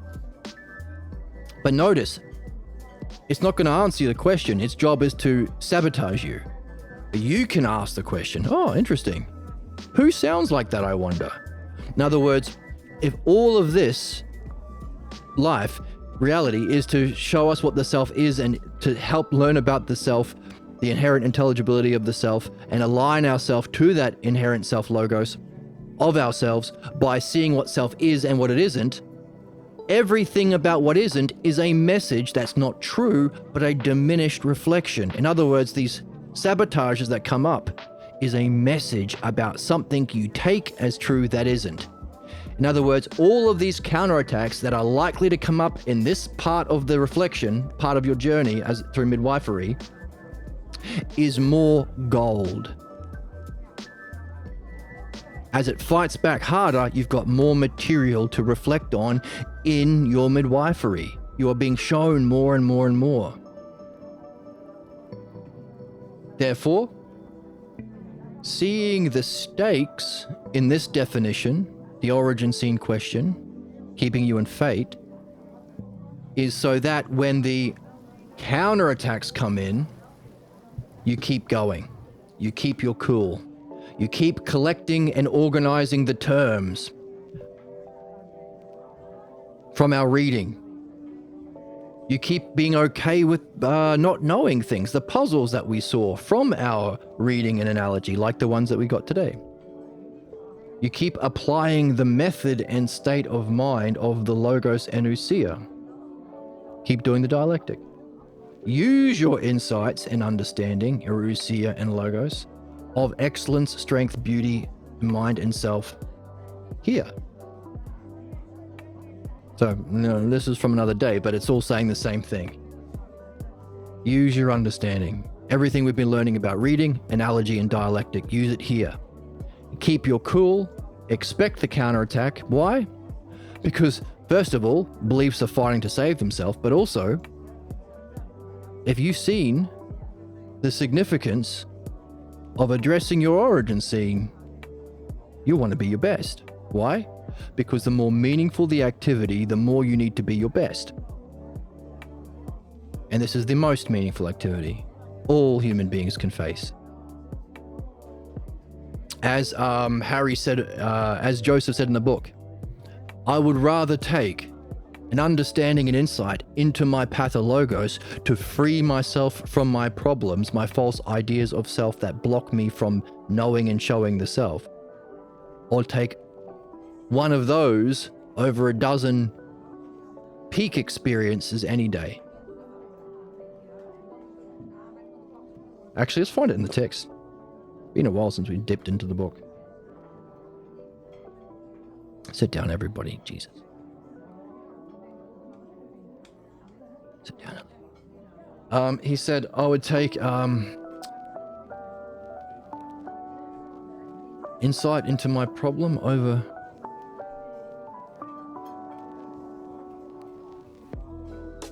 understanding has helped me. Through understanding, I've gained real nice insight into the origins of a particular game I've been playing out in my life. Understanding is long. Hey, this is all the stuff about karma. So, in Eastern spirituality, they understand. What's that noise? They understand pathologos problems as your karma, and their method is, hey, have a peak experience and it will burn your karma. But in the text, we saw that isn't true. Understanding, it says here, is stronger than karma. It's likely to be more permanent and deeper than enlightenment experiences I've heard about.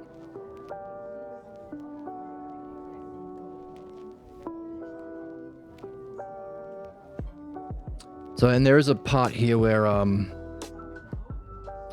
Joseph says, I'd rather have, therefore, an insight into my problem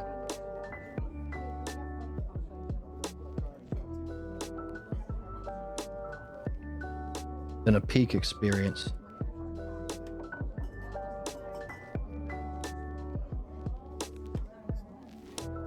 No, not peak experience.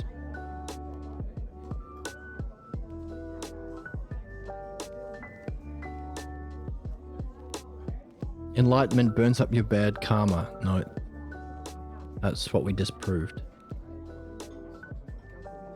Enlightenment doesn't make angels. It makes your problem stronger for a lot of people. That's why we have to be doing both together.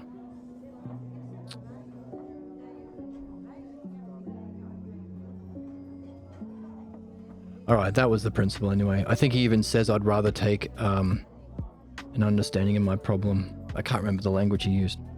Why did I close the thing? So what? So, all of this reflection, all of this work necessary because now we're at the stage where we've seen the stakes.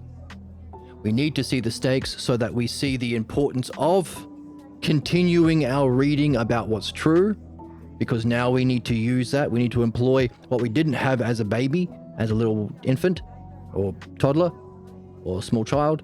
When we had this scene, the dialectic to compare the greater from the lesser. Analogy to compare the greater and lesser. To say, hey, what you're doing is lesser. It's the lesser analogy. It's the stagnant analogy. It's the imitation of Dharma. It's the imitation of enlightenment. It's the fake Usia. It's the fake logos. And by the way, it only has power because you're imitating the real thing. So, the stakes to see the importance that we keep going even though the voice says don't. Hey, that voice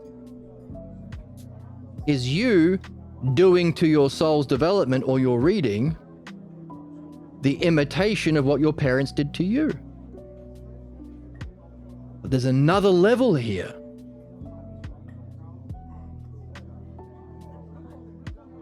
What your parents did to you, they had to get from somewhere as well. This term, that might be needed at some stage when we address what they're doing and its effects on our life. Compare it from lesser to greater to show, to demonstrate, to define why it's wrong, why it's false, bad, and harmful, divisive. After all that, divisions, we might have to come to a conclusion where we say, hey, by the way, It happened to you. If what you're doing is irrational and unintelligible, anti-logos, anti-ousia, you can't have learnt it properly. It must be an imitation. Do unto others what was done unto you. Therefore, this game, I've shown you, I've answered the problem, I've shown how it's played out in my life. What you were really doing when you were playing out this origin scene. Who did it to you?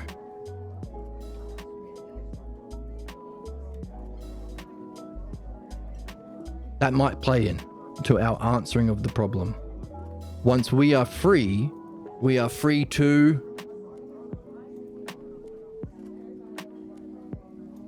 once we're free of the stagnant ousia, we can test whether or not we've been freed, because freedom from problems isn't a peak experience. It's a freedom. It's an absence of what was there. It's an unveiling. It's a clearing of the fog. Therefore, if our job is to know and show the self through all of our work that we can apply to removing the false idea of the self, to remove what got in the way from our inherent, innate functioning of the self logos, it's a freeing. Now, we had to do a lot of learning about what is to free ourselves, but ultimately, it's your nature, it's natural, it's yourself, so it doesn't have to be an effort kind of thing. It's a flow state is a pretty cliche. It's virtue. It's like the word virtue. Like the word virtue is like the virtue of a horse. The innate horseness that they have. Your job as a horse trainer is to allow it to flourish. That's what we're doing. So everything we've been doing about what's true allows us to address what we are carrying that's false, to free us so that we can apprehend what was true inherently about yourself.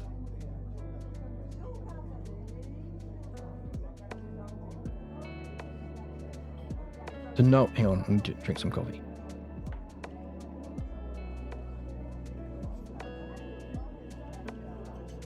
Right. So remember. So if there are no like fireworks, or it's not a blissful peak experience like wisdom, it's a freeing of what you've been carrying that blocked you and limits you.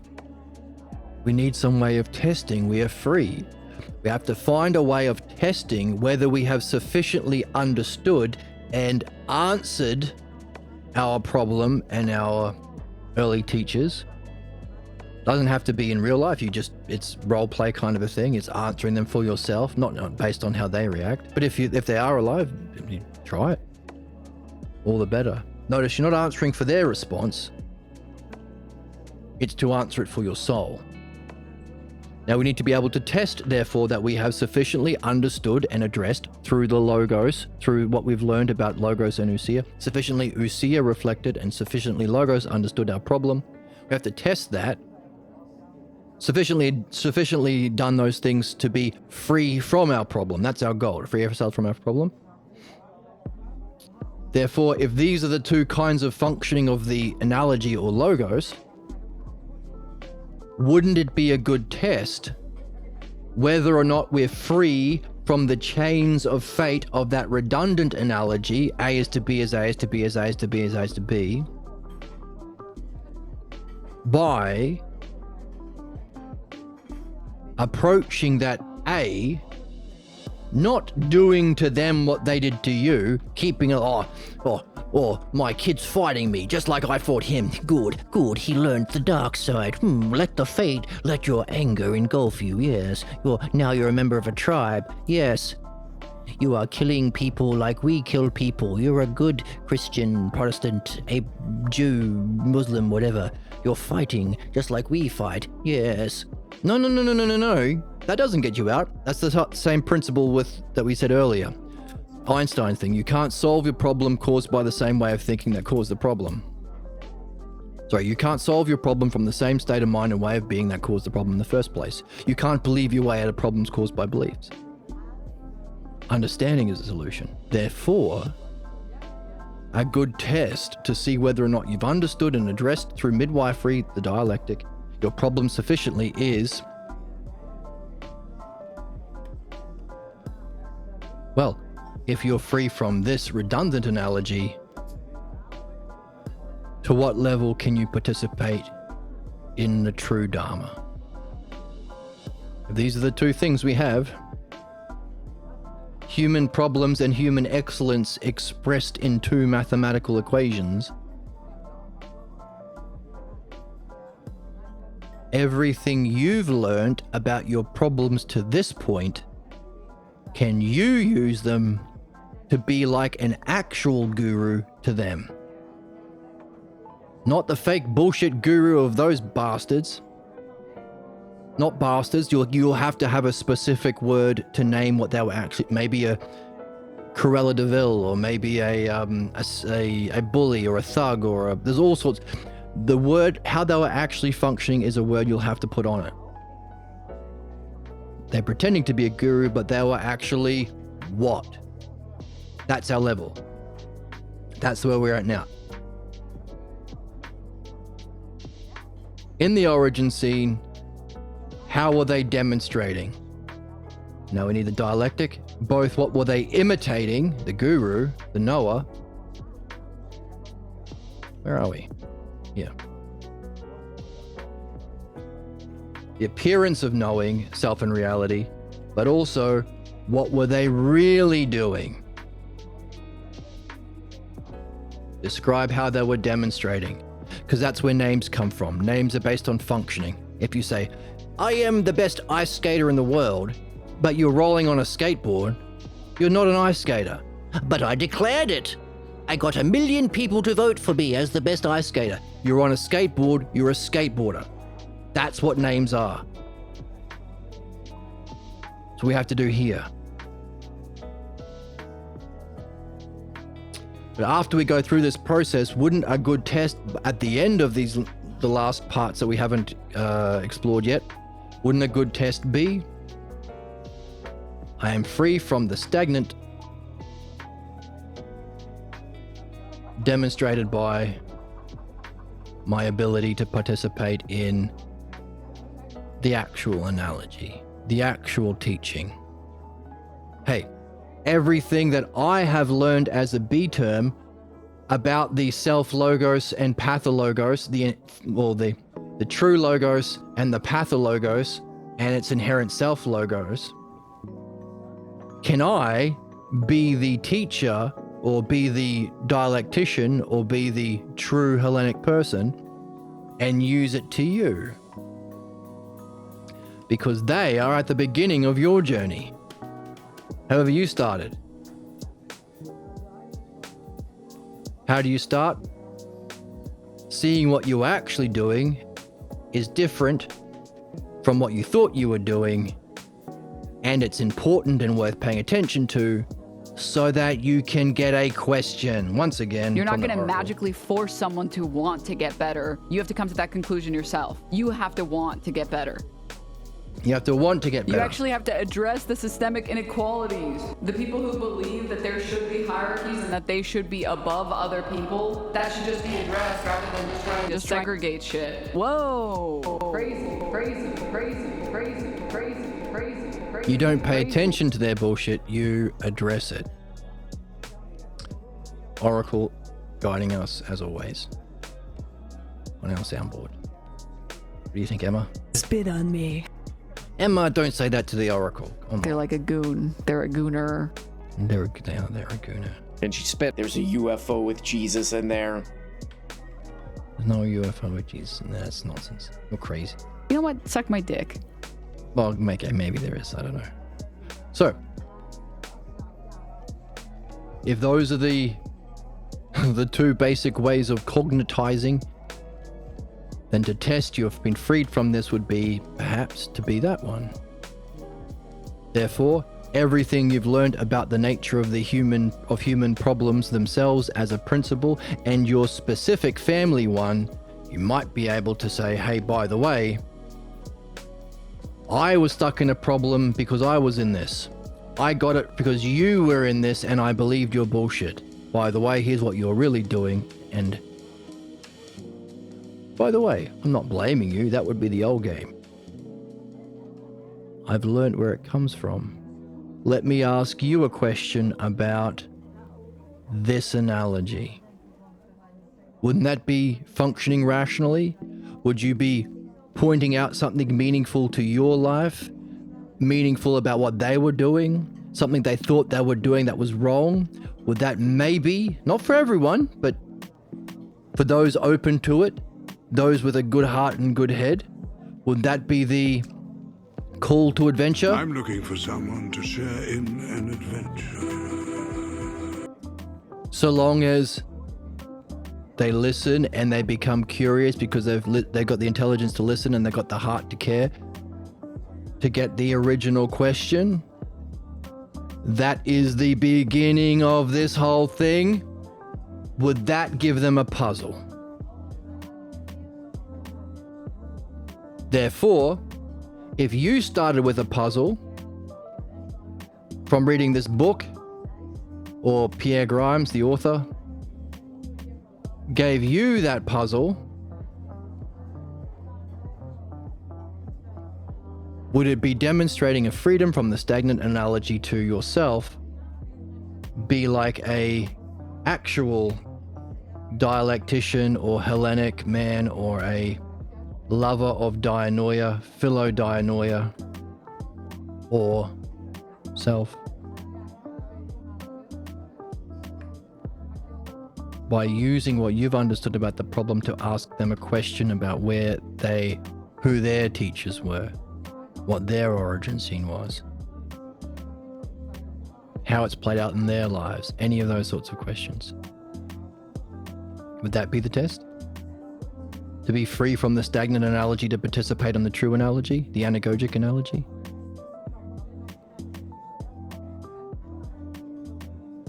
Not just to your partner or your loved ones or your friends or the people on this channel, but to the very person who was the source of your blind spot, who did the greatest injustice against you, who fucked your life up the most. Well, you played a role, of course. You had to believe them. The person who you thought was your blind spots. In other words, wouldn't this be the ultimate standard for testing your freedom from A is to B by engaging with this person in the role play or in the midwifery in the good way? Why is that?